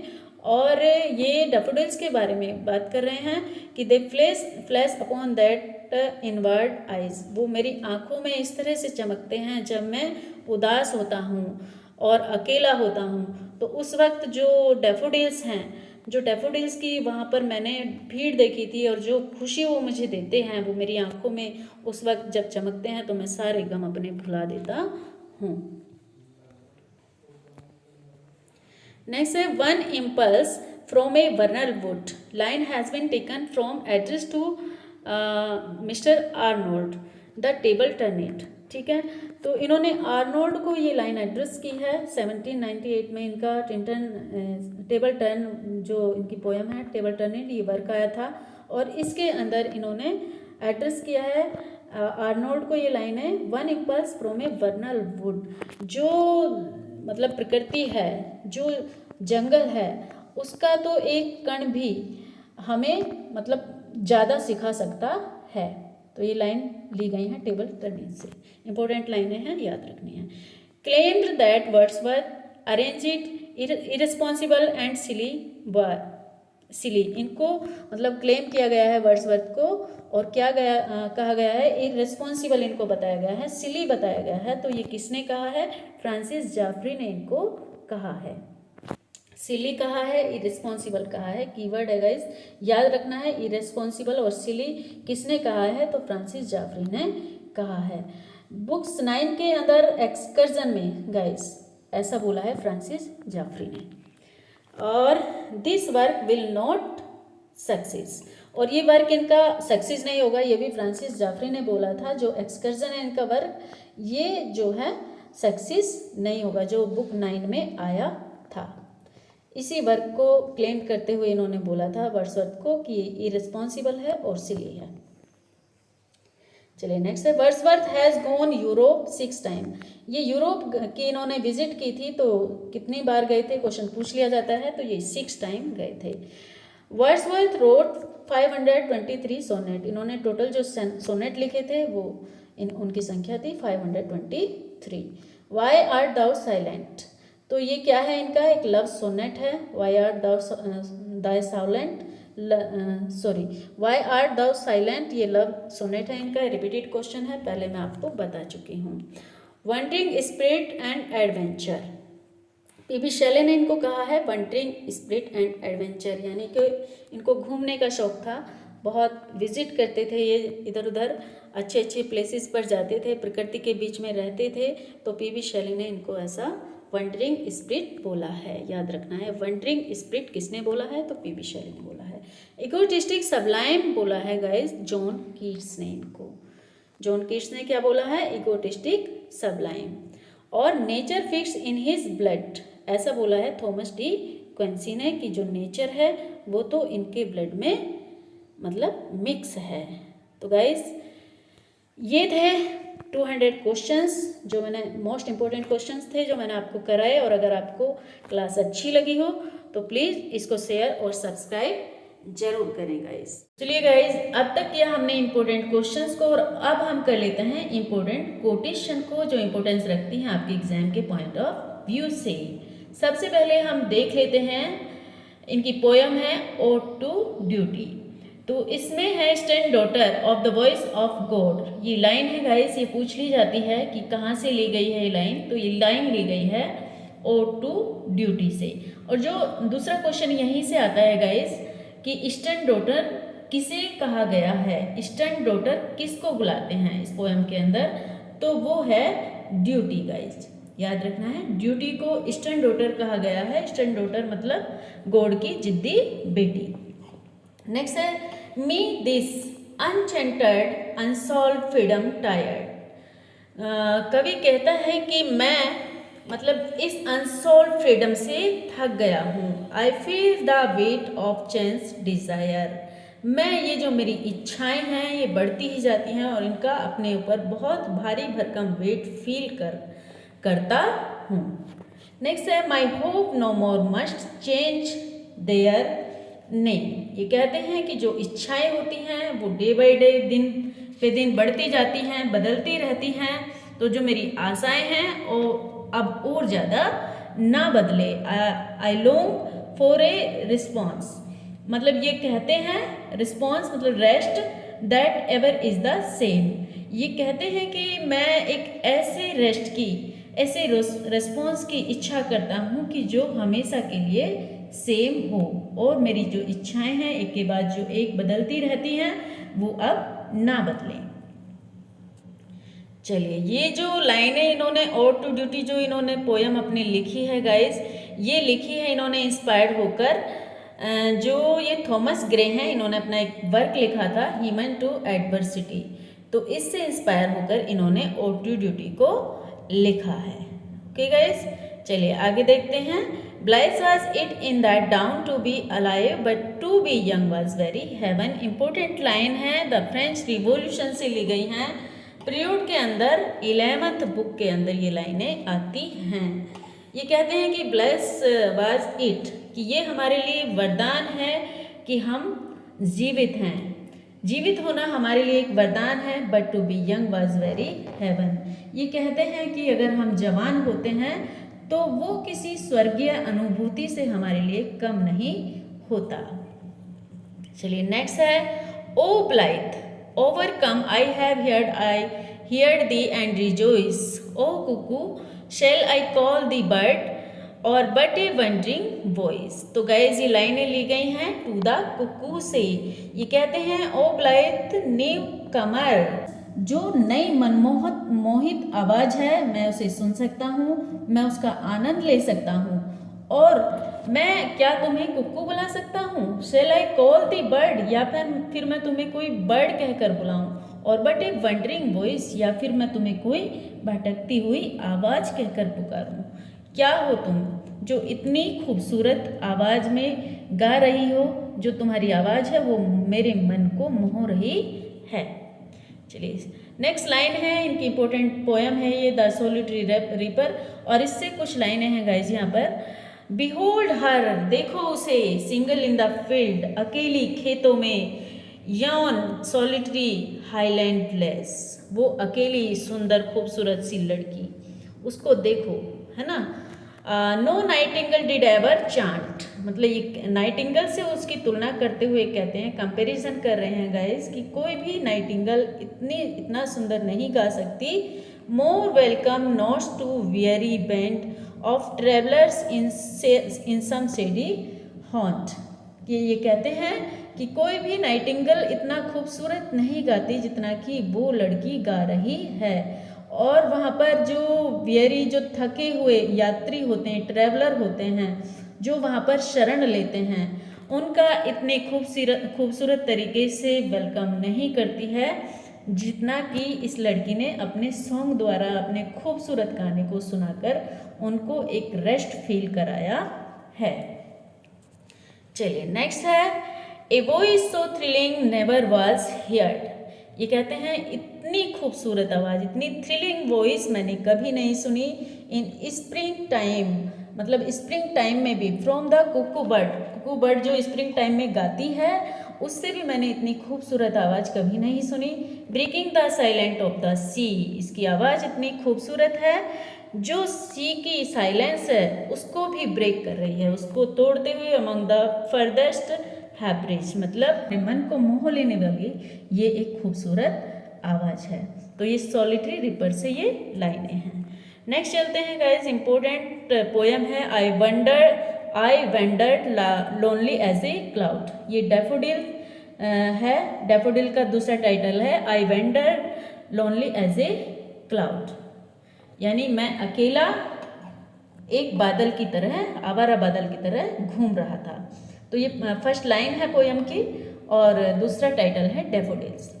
तो लाइन है I wander lonely as a cloud that floats on high over vales and hills, यानी कि कहते हैं एक बादल से अपनी तुलना करते हैं कि मैं एक आवारा बादल की तरह अकेला भटक रहा था, घूम रहा था, जैसे कि वेल्स और हिल्स के ऊपर से जो बादल हैं वो फ्लोट्स करते हुए चले जाते हैं, उसी तरह से मैं भी वहाँ पर घूम रहा था।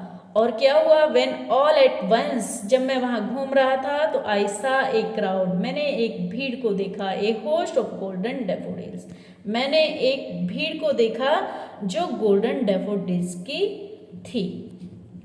चलिए नेक्स्ट है the stress in never ending line, वो इस तरह से दिख रहे थे जैसे कभी ना ख़त्म होने वाली लाइन हो। अलोंग द मार्जिन ऑफ ए बे, एक मतलब नदी के किनारे 10,000 सा आई एट ए ग्लैंस, मैंने एक ही नज़र में 10,000 को देख डाला। Tossing their heads in sprightly dance, और मुझे वो ऐसे प्रतीत हो रहे थे जैसे वो आपस में अपने हेड हिला करके डांस कर रहे हों। नेक्स्ट है they flash upon that inward I which is the bliss of solitude. तो ये पोएट कहता है कि वो जो इतने खूबसूरत डैफोडिल्स के, नरगिस के फूल थे, उन्होंने मुझे इतना आनंदित कर दिया कि जब भी मैं अकेला कभी होता हूँ, कभी जब मैं अकेला अपनी भीड़ में अपने बेड पे होता हूँ और अकेलापन महसूस करता हूँ, मेरे अकेलेपन का वो सहारा हैं, वो मुझे खुशी देते हैं और मेरी आँखों में एक फ्लैश की तरह चमक उठते हैं। जब मुझे उनकी याद आती है तो मैं आनंदित हो उठता हूँ और डैफोडिल्स के फूलों के साथ डांस करने लग जाता हूँ। चलिए नेक्स्ट है a poet could not but be gay in such a jocund company. तो डैफोडिल्स से ही ये लाइनें हैं। डैफोडिल्स के बारे में ये कहता है कि जो एक कवि है जो प्रकृति के बारे में हमेशा लिखता है, प्रकृति की खूबसूरती को वर्णन करता है, वो इतना खूबसूरत नज़ारा देखकर खुश हुए बिना तो रह ही नहीं सकता।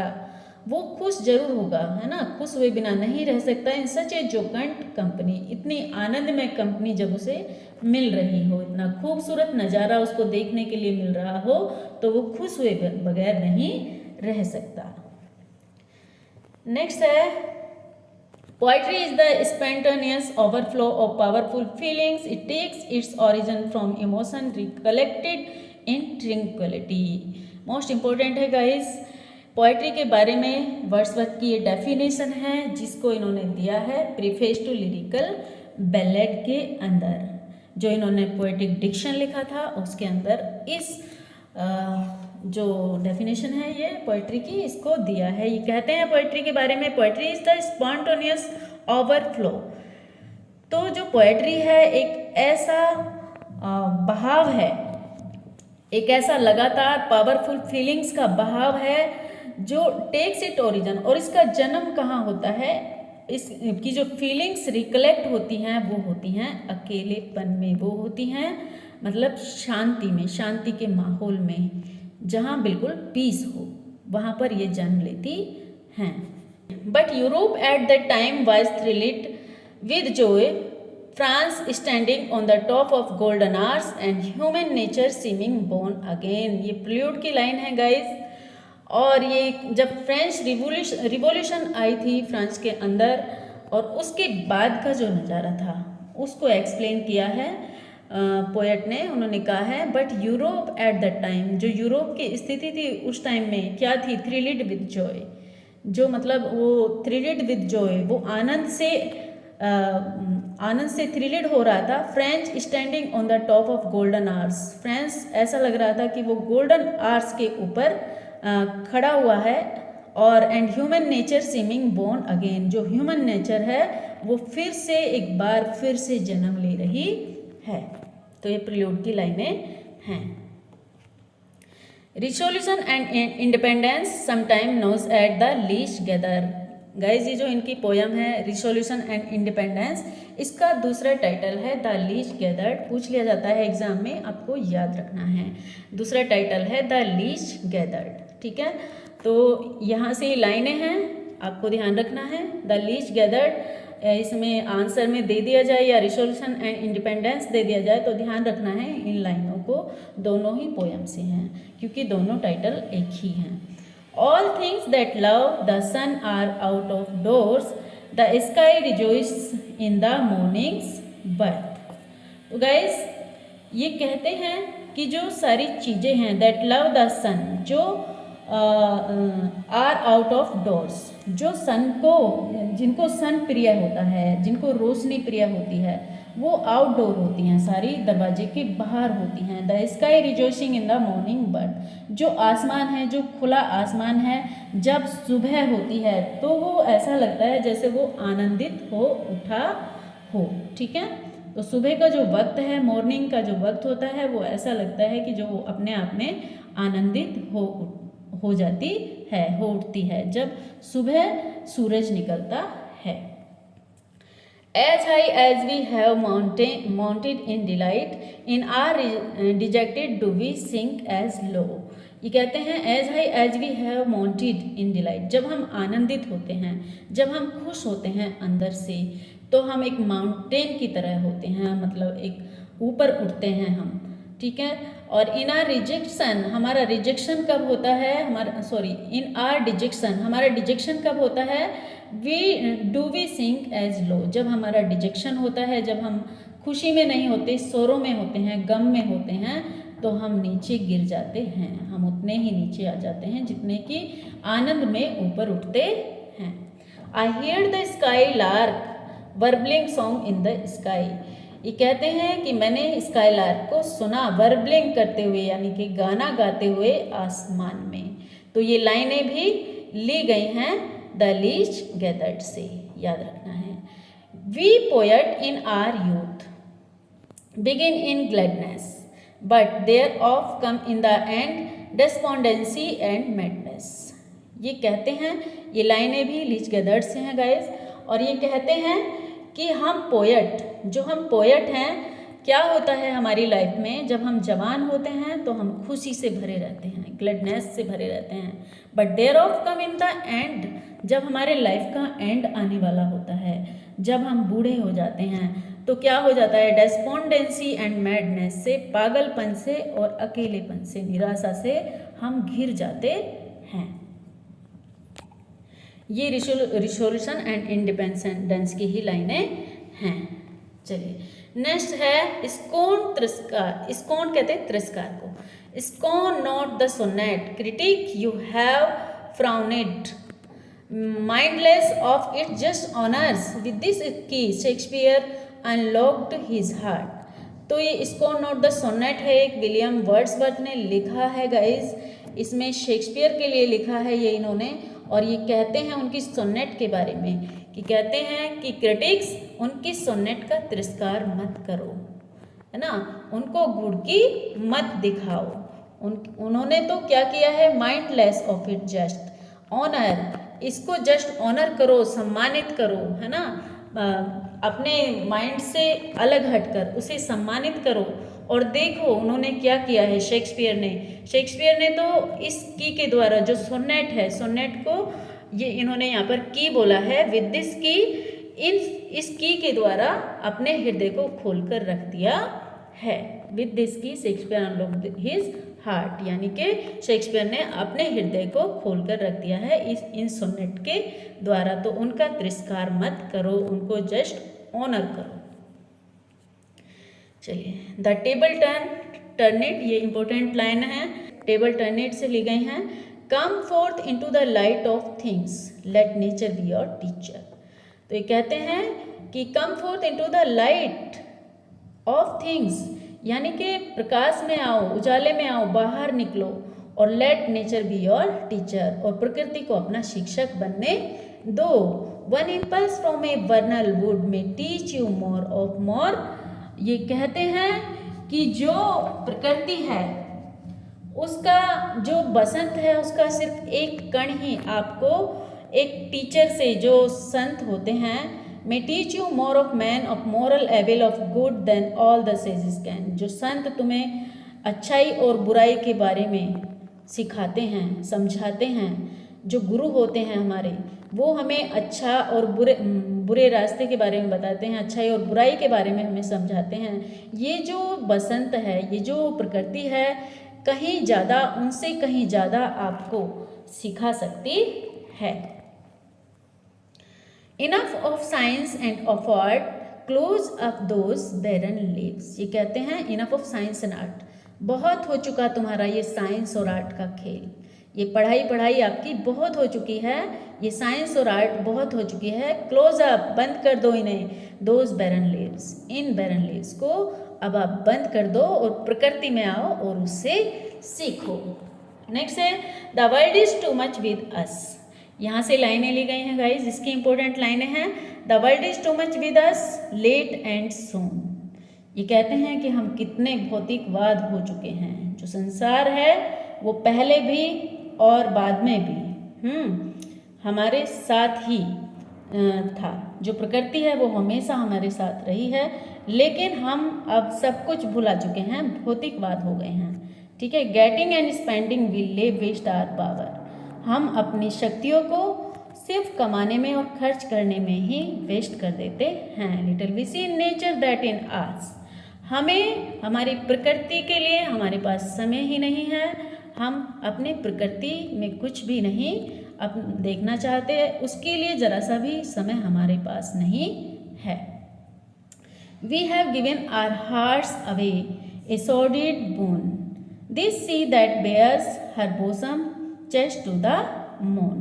तो ये कहते हैं कि ये जो we have given our heart away, हमने अपने जो हृदय हैं उनको मतलब उनके अपने दिल से कि हम सुनते ही नहीं हैं। ठीक है, और जो हमारे सॉर्डिड बून हैं, जो घिनौने बून हैं, this sea that bears her बोसम, जो उनके बारे में सोचते रहते हैं और अपने दिल की कभी सुनते ही नहीं हैं। और जैसे कि यहाँ पर अब क्या होता है, पृथ्वी पर ज्वार भाटे आते हैं और जो सी है वो नेक्ड होकर अपने बोसम को मून से मिलाने की कोशिश करता है। ठीक है, नेक्स्ट है she was a phantom of delight. तो she was a phantom of delight को देख लेते हैं guys. She was a phantom of delight. William Wordsworth wrote this poem for this his wife Mary Hutchinson. तो इन्होंने Mary Hutchinson के लिए ये लाइनें लिखी हैं गाइस, और ये कहते हैं her eyes as star of twilight fair like twilight's too her dusky hair. वो उनके बारे में कहते हैं कि उनकी जो आँखें हैं वो स्टार्स की तरह हैं, जो तारे हैं जो रात में वो चमकते हैं, तो उनकी आँखें भी स्टार की तरह ऐसे ही चमकती हैं। और डस्की हेयर, जो उनके बाल हैं काले घने और खूबसूरत बाल हैं, वो बिल्कुल ऐसे लगते हैं जैसे रात में टिमटिमाते हुए तारे चमक रहे हों। उनके बालों पर जो उनकी आँखें हैं वो एक स्टार की तरह इतनी खूबसूरत दिखाई देती हैं। नेक्स्ट है टिंटन एबे। तो टिंटन एबे 5 years have passed 5 summers with the land of 5 long winters।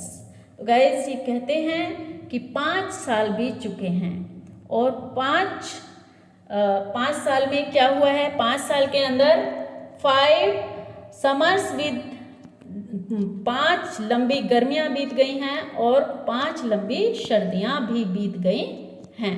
तो लगभग 5 साल बीत चुके हैं। वंस अगेन, एक बार फिर से, do I behold these steep and Lofty Cliff. एक बार मैं फिर से इन खूबसूरत नज़ारों के बीच में हूँ। The sounding cataract waterfall haunted me like a passion. वो कहते हैं कि ये जो झरने की कलकल करती हुई आवाज़ है, खूबसूरत साउंड है इसका, ये मुझे एक पैशन की तरह अपनी तरफ खींचता है। ये लाइन ली गई हैं गाइस टिंटन अबे से, और जो फर्स्ट लाइन है few miles about Tinton, line written a few miles above Tinton Abbey on revisiting the bank of the Wye during a tour जुलाई 13, 1798। इन्होंने रिविजिट जो किया था 1798 में किया था, और जब पहली बार ये गए थे तो तब गए थे 1793 में। चलिए नेक्स्ट देख लेते हैं। We are laid sleep in body and become a living soul. ये कहते हैं कि हम एक बॉडी में मतलब ऐसे सोए हुए थे बिल्कुल, ठीक है, जैसे हम सोए रहते हैं, हमारी स्थिति ऐसी थी। And become a living soul, और इस प्रकृति के नज़ारे के बीच में आकर हम एक लिविंग सोल, जीवंत हो उठे हैं। मैं जीवंत हो उठा हूँ इस खूबसूरत नज़ारे को देखकर। ओ सिल्वियन वाय, ये कहते हैं ओ सिल्वियन वाय जो नदी है उसको रेफर करते हुए यहाँ कहते हैं the wandered through the woods, तुम किस तरह से जो जंगल है उसके बीच में से गुजर रही हो। How often has my spirit turn to thee, और जो मेरी आत्मा है वो तुमसे बिल्कुल जुड़ गई है। एंड आई हैव फेल्ट, और मैं कैसा महसूस कर रहा हूँ, a presence that disturb me with the Joy, ये जो प्रेजेंट टाइम है मुझे डिस्टर्ब करता है, आनंद से भर देता है मुझे एक तरह से। ऑन एलिवेंटेड थॉट्स, यानी कि जो बुलंद थॉट्स होते हैं उनसे मुझे ये भर देता है। जो ये टिंटन एबे का दृश्य है, खूबसूरत जो नज़ारे हैं। चलिए नेक्स्ट है द टाइम इज पास्ट, समय बीत जाता है। And all its aching Joy, तो गाइज यहाँ पर ऑक्सीमोरन फिगर्स ऑफ स्पीच है। एक्किंग जॉय से आप लगा सकते हो, एक्किंग जॉय से। देखिए यहाँ पर जो एक्किंग जॉय है ये, ठीक है, तो यहाँ पर इन्होंने कहा है जो दर्द भरा आनंद होता है, ठीक है। एक दूसरे के दोनों वर्ड अपोजिट हैं, तो ऑक्सीमोरन है। आर नाउ नो मोर, ठीक है, and all its aching joy are now no more. अब ये कह रहे हैं कि जो मेरा दर्द भरा आनंद है अब वो आगे और नहीं होगा, क्योंकि अब तो मैं खुशी से ही झूमूंगा इस नज़ारे को याद कर कर के। चलिए therefore am I still a lover of the meadows and the woods and mountain। मतलब वो कहते हैं कि यहाँ पर मैं बिल्कुल उस तरह से हूँ जैसे एक लवर होता है मिडोज का, यानी कि घास के हरे भरे मैदानों का एक लवर होता है। And the wood and mountain, जो एक माउंटेन्स का जिसे माउंटेन से प्यार होता है और प्रकृति के खूबसूरत नज़ारों से प्यार होता है, मैं बिल्कुल वैसे ही हूँ यहाँ पर।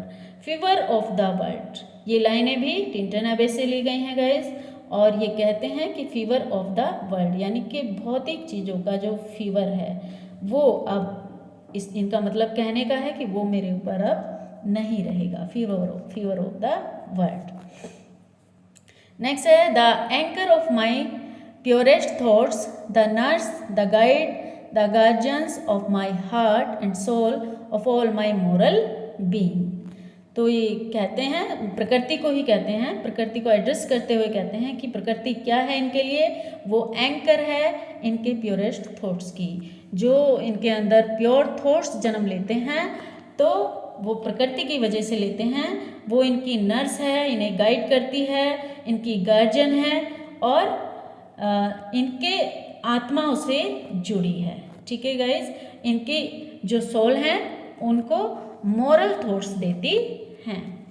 दाउ my dearest friend, sister Dorothy को ये कहते हैं, अपनी जो इनकी बहन है डोरोथी उसको ये फ्रेंड मानते हैं और कहते हैं दाउ माई डियरेस्ट फ्रेंड, तुम मेरी सबसे प्यारी दोस्त डोरोथी। माई डियर फ्रेंड, मेरी प्यारी, मेरी dear friend. And in the voice I catch the language, और जो मैं लैंग्वेज कैच करता हूँ प्रकृति से, oh my former heart and read my former pleasures in the shooting light of the wild eyes, यानी कि जो प्रकृति है उसकी आँखों में जो मुझे दिखाई देता है, जो खूबसूरती मैं देखता हूँ, वही मेरी प्यारी दोस्त, जो मेरी प्यारी बहन है डोरोथी, उसको भी दिखाई देती है। नेक्स्ट है may I behold in the what I was once. ये कहते हैं कि मे आई बिहोल्ड इन दी, मुझे यहाँ पर समझ में आता है कि मैं पहले क्या था और अब इन नज़ारों को, खूबसूरत नज़ारों को देखकर क्या हो गया हूँ। Nature never did betray the heart that loved her. यहाँ पर ये कहते हैं, ये मोस्ट इम्पॉर्टेंट लाइनें हैं गाइस, मोस्टली पूछ ली जाती हैं एग्जाम में। नेचर नेवर डिड बेट्रे, जो प्रकृति है वो उन्हें कभी नहीं धोखा देती है, जो उसे प्यार करते हैं, जो उसे सजोते हैं, जो उसकी रक्षा करते हैं, वो जो प्रकृति है उन्हें कभी धोखा नहीं देती है। ये भी सारी लाइनें टिंटन एबे से ली गई हैं। नेक्स्ट है दिस विशेष expression tells thee that my doom destructions in past. तो ये लाउडोमिया की लाइन है गाइस इनकी। तो ये कहते हैं वो एक्सप्रेशंस, वो विशेष, वो expression tells thee that my doom destruction is past, वो अब पास्ट में चले गए हैं, यानी कि वो बीत चुके हैं। जो मेरे एक्सप्रेशन थे वो अब बीत चुके हैं। फॉर द गॉड्स अप्रूव, और यहाँ पर ये लाइनें हैं कि भगवान ने भी, गॉड ने भी ये अप्रूव कर दिया है, the depth and not the tumult, यानी कि वो कहते हैं कि जो गहराई से ध्यान में जाता है, जो ध्यान में जाता है वो ही प्रभु को पा सकता है। कोलाहल भगवान को पसंद नहीं है। कोलाहल में कोई सोल जन्म नहीं लेती है, कोई पवित्र आत्मा जन्म नहीं लेती है। तो वो डेप्थ को पसंद करते हैं और गॉड ने भी ये अप्रूव कर दिया है। ये लाइनें ली गई हैं लाउडोमिया से। ओके गाइस, नेक्स्ट देख लेते हैं to Milton. Milton thou should be living at this hours, England hath need of thee। ये टू मिल्टन इन्होंने एक पोयम लिखी अपनी, मिल्टन को एड्रेस करते हुए गाइस, और ये उसमें लिखते हैं कि Milton thou should be living at this hour, तुम्हें इस समय में जिंदा रहना चाहिए था, तुम्हें यहाँ प्रेजेंट होना चाहिए था जब फ्रेंच रिवॉल्यूशन चल रही थी गाइस, तब की बात है। तो तब ये कहते हैं कि मिल्टन तुम्हें जीवित होना चाहिए था। इंग्लैंड हाथ नीड ऑफ दी, इंग्लैंड को तुम्हारी ज़रूरत है। वी आर सेल्फिश मैन, हम सभी सेल्फिश मैन हैं। ओ रेज अप अस अप, हमें ऊपर उठाओ।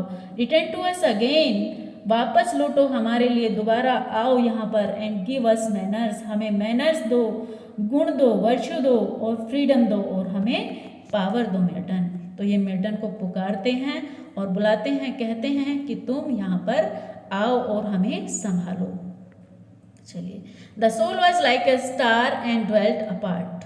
जो सोल है ये मिल्टन के लिए ही है लाइन गाइस। वो मिल्टन को कहते हैं, जो मिल्टन की जो आत्मा है, जो वो एक आत्मा है, वो एक स्टार की तरह है, वो एक पवित्र आत्मा है। Thou hadst a voice whose sound was like the sea, उसकी जो आवाज़ थी वो बुलंद थी, बिल्कुल समुद्र की तरह। जब वो उठती थी तो लोग उसे सुनते थे। तो ये सी से उनकी आवाज़ की यहाँ पर कंपैरिजन करते हैं। नेक्स्ट है elegiac stanzas suggested by a picture of Peele castle in a storm painted by sir George Beaumont. Guys यहाँ पर विलियम वर्ड्सवर्थ ने इसको लिखा है पील कासल को, इनकी पोयम है पील कासल। तो इन्होंने इंस्पायर होकर लिखा है।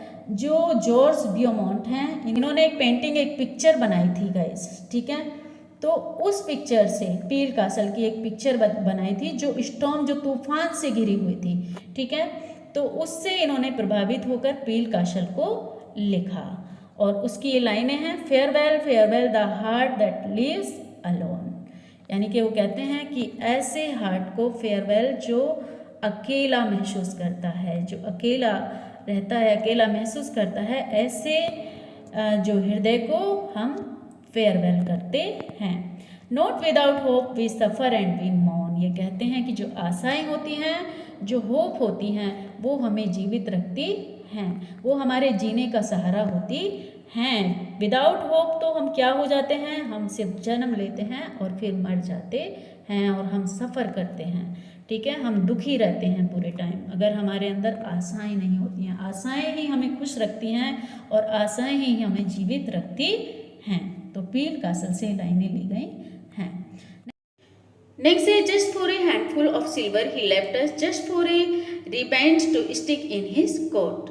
तो गाइस रॉबर्ट ब्राउनिंग ने वर्ड्सवर्थ को लॉस्ट लीडर कहकर बुलाया है और उनके ऊपर कमेंट्स किया है कि just for a handful of silver, थोड़े से मुट्ठी भर सिल्वर के लिए उन्होंने हमें छोड़ दिया। Just for a ribbon to stick in his coat, जो उनके कोट में एक रिबन मतलब स्टिक कर दिया जाएगा, चिपका दिया जाएगा, एक रिबन बांध दिया जाएगा, जस्ट उसके लिए उन्होंने हमें छोड़ दिया। जब ये पोएट लोरेट बने थे गाइस, उस टाइम में जो रॉबर्ट ब्राउनिंग थे उनको जो है ये अच्छा नहीं लगा था, तो इन्होंने इनके ऊपर ये कमेंट्स किया है। चलिए नेक्स्ट है ode intimations of immortality from recollection of early childhood. Guys ये जो कोटेशंस अब आएंगी, बहुत सारी कोटेशंस हैं इस पोएम से, क्योंकि ये पोएम बहुत इंपॉर्टेंस रखती है आपके एग्जाम के पॉइंट ऑफ व्यू से। तो सारी कोटेशंस को हम यहाँ पर देखेंगे। Very first is the child is father of the man. तो ये जो कोटेशन है बहुत फेमस है और बहुत बार एग्जाम में पूछी जाती है। Child is the father of the man, यहाँ पर चाइल्ड को ही इन्होंने सुपीरियर बताया है और मैन का फादर बताया है। And I could wish my days to be born each to each by natural piety. ये लाइनें भी इंटीमेशन ऑफ इमॉर्टलिटी और से ली गई हैं और ये कहते हैं कि मेरी ऐसी इच्छा है कि मेरे जो डेज हैं, मेरे जो दिन हैं, वो प्रकृति की सेवा में गुजरे। Bound each to each by natural piety, मतलब जो नेचुरल पिटी है, जो नेचर है, प्रकृति है, उसकी सेवा में मेरे दिन गुजरे। मैं ऐसी इच्छा करता हूँ, ऐसी कामना करता हूँ। नेक्स्ट है there was a time when meadows grow and streams. ये कहते हैं कि ये वो समय है जब जो है घास के मैदान और उपवन और स्ट्रीम मुझे कैसे प्रतीत होते हैं। जो प्रकृति है और वहाँ के घास के मैदान हैं, उपवन है और स्ट्रीम्स हैं, वो मुझे कैसी प्रतीत होती हैं। The earth and every common sight to me did seem, जो पृथ्वी है और उसकी हर एक कॉमन साइट मुझे ऐसी प्रतीत होती है। अप्रैल इन सेलेस्टियल लाइट, सेलेस्टियल लाइट मतलब होती है स्वर्गीय पोशाक, ठीक है। तो ऐसी प्रतीत होती है पृथ्वी मुझे, और जो प्रकृति है मुझे ऐसी प्रतीत होती है कि जैसे उसने कोई स्वर्गीय पोशाक धारण कर रखी हो। तो ये लाइनें भी ऑटो इंटीमेशन इमॉर्टलिटी से हैं गाइस। चलिए नेक्स्ट है the things which I have seen I now can see no more, the rainbow comes and goes and lovely is the rose. ये लाइनें भी गाइस इंटीमेशन ऑफ इमॉर्टलिटी से हैं और नेक्स्ट लाइन भी वहीं से हैं। ये जो फर्स्ट लाइन है ये बहुत इंपॉर्टेंट है, एग्जाम में आती रहती हैं, तो देख लेते हैं। The things which I have seen I now can see no more, मतलब जो चीज़ें मुझे बचपन में दिखाई देती थी, जितनी खूबसूरत मुझे ये पृथ्वी, ये प्रकृति की खूबसूरती बचपन में दिखाई देती थी, वो मुझे अब नहीं दिखती है। The rainbow comes and goes, जो रेनबो है वो बचपन में बहुत खूबसूरत दिखता है बच्चों को। तो यहाँ पर ये कह रहे हैं कि जो रेनबो है वो आता है और चला जाता है, अब तो कोई फ़र्क ही नहीं पड़ता। एंड लवली इज़ द रोज़, वो जो रोज़ हैं वो कितने खूबसूरत दिखते हैं बचपन में। अब भी रोज़ आते हैं, रोज़ खिलते हैं और झड़ जाते हैं, लेकिन कोई फ़र्क नहीं पड़ता, अब वो इतने खूबसूरत नहीं लगते। द मून डोथ विथ डिलाइट, जो चांद है वो कितना खूबसूरत लगता है बचपन में। अब ये मून को बताते हैं कि जो मून है वो कितना खूबसूरत होता है आसमान में। Look round her when the heaven are bare, देखो उसके चारों तरफ जो खुला आसमान है और उसमें जब अकेला चांद दिख रहा होता है तारों के बीच में। Waters on a starry night are beautiful and fair, आप देख सकते हैं जब स्टारी नाइट होती है, जो तारों से पूर्ण नाइट होती है, जब पूरे तारे आसमान में खिले रहते हैं और उनके बीच में जो चांद है वो दिखता है, तो वो कितना खूबसूरत और फेयर लगता है। तो ये और टू इंटीमेशन ऑफ इमॉर्टलिटी और से लाइनें ली गई हैं। चलिए नेक्स्ट है guys, our birth is but a sleep and forgetting the soul that rise with us our life's star. ये कहते हैं जो आत्मा हमारे साथ उदय होती है, our birth is but a sleep and forgetting, हमारा जो बर्थ होता है, हमारा जो जन्म होता है वो एक नींद की तरह होता है। हम नींद में जैसे सो जाते हैं और जो रात को हमें जो सपने दिखते हैं उन्हें भूल जाते हैं, उसी तरह से जो हमारा बर्थ होता है हम पिछले सारे जन्म को भूल जाते हैं। हमें कुछ भी याद नहीं रहता, वो कुछ ही समय तक, बस जब तक हम बच्चे होते हैं तब तक, इन्फेंट होते हैं तब तक हमें याद रहता है, धुंधली यादें होती हैं और उसके बाद हम कुछ भी याद नहीं रहता। The soul that rise with us our life's star, कहते हैं जो आत्मा हमारे साथ उदय होती है वही हमारे जीवन का तारा होती है। Heaven lies about us in our infancy, ये कहते हैं जो स्वर्ग है वो हमारे बचपन में ही होता है, हमारे चाइल्डहुड में होता है।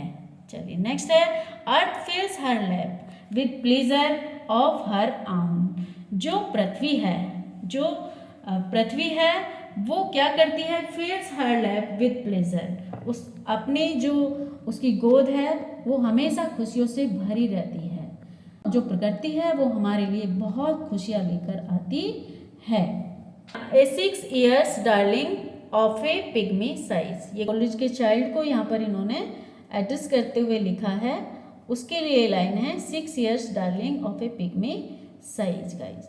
और mighty prophet see blessed on whom those truths do rest. तो ये कहते हैं माइटी प्रॉफिट का मतलब है कि जो पैगंबर हैं, जो गॉड हैं, जो महाभाग हैं, महाभाग उन्होंने बच्चों को ही बताया है, जो बच्चे हैं वही सुपीरियर हैं, जिसमें जीवन का सत्य निवास करता है। जो बच्चे हैं वही आनंदित रहते हैं, बस वही आनंद ले सकते हैं इस पृथ्वी पर और कोई नहीं। नेक्स्ट है, oh joy that in our embers is something that doth life, that nature yet remember, what was so fugitive escaping। ठीक है, फ्यूगिटिव का मतलब होता है escaping। ये कहते हैं ओ जॉय, ओ आनंद, ये हमारे अंदर एक चिंगारी की तरह है, that is our embers, ये हमारे अंदर जो जॉय है एक चिंगारी की तरह है। is something that doth life, जो भी यादें हैं जिसे हम भूल जाते हैं, ठीक है, जिसे हम भूल जाते हैं, दैट नेचर येट रिमेंबर, जो प्रकृति है वो हमें याद दिलाती रहती है, व्हाट वाज सो फ्यूगिटिव, जो हमें बचाती है बुरी यादों से। ठीक है, टाइम टू टाइम हमें अच्छी यादों को याद दिलाती है और हमारी रक्षा करती है उन बुरे थॉट से। Though nothing can bring back the hour of splendours in the grass of glory in the flower. ये कहते हैं जो थॉट्स जो हैं वो कभी भी मतलब जो प्रकृति की खूबसूरती है उसको कुछ भी वापस नहीं ला सकता है। जो थॉट्स है, nothing can bring back the hours, उनको और प्रकृति की खूबसूरती को कुछ भी वापस नहीं ला सकता है। चलिए नेक्स्ट देख लेते हैं, thanks to the human heart by which we live, thanks to its tenderness, its joys and fears, to me the meanest flowers and blows can give thoughts that do often lie too deep for tears। और to intimation of immortality की ही ये line है guys, और ये कहते हैं सबको धन्यवाद देते हैं गाइस कि thanks to the human heart, ऐसे मानव के हार्ट को थैंक्स कहते हैं, बाय विच वी लिव, जिनके सहारे हम जीते हैं, जो हमारे जीने का सहारा होते हैं। Thanks to its tenderness, its joy, और ये प्रकृति को खूबसूरत प्रकृति के खूबसूरत नज़ारों को थैंक्स कहते हैं। वो जो हमें आनंदित करती है प्रकृति, उसको थैंक्स बोलते हैं। और कहते हैं जो हमारी फियर से रक्षा करती है, उन फूलों को थैंक्स बोलते हैं जो ऊपर खिले हुए होते हैं या फिर नीचे भी गिर जाते हैं तब भी वो खिले रहते हैं, उनको थैंक्स बोलते हैं, जो हमें शक्ति देते हैं जीने की और दुख से बाहर निकालने की।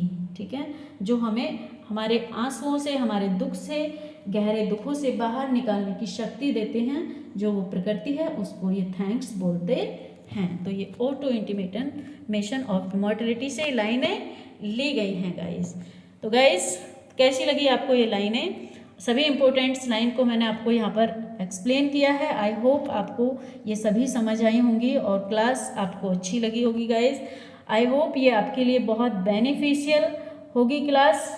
तो गाइस अगर आपको क्लास अच्छी लगी हो तो इसको शेयर और सब्सक्राइब करना ना भूलें और एक लाइक भी कर दें ताकि, और कमेंट्स जरूर करें गाइस ताकि मुझे आइडिया हो कि आप इसको, इस क्लास को किस तरह से ले रहे हैं, वेदर इसे पॉजिटिवली या फिर नेगेटिवली, जैसे भी आप ले रहे हैं आप कमेंट्स करके मुझे ज़रूर बताएं। So thanks to watching this video और बने रहने के लिए मेरे साथ लास्ट तक गाइस।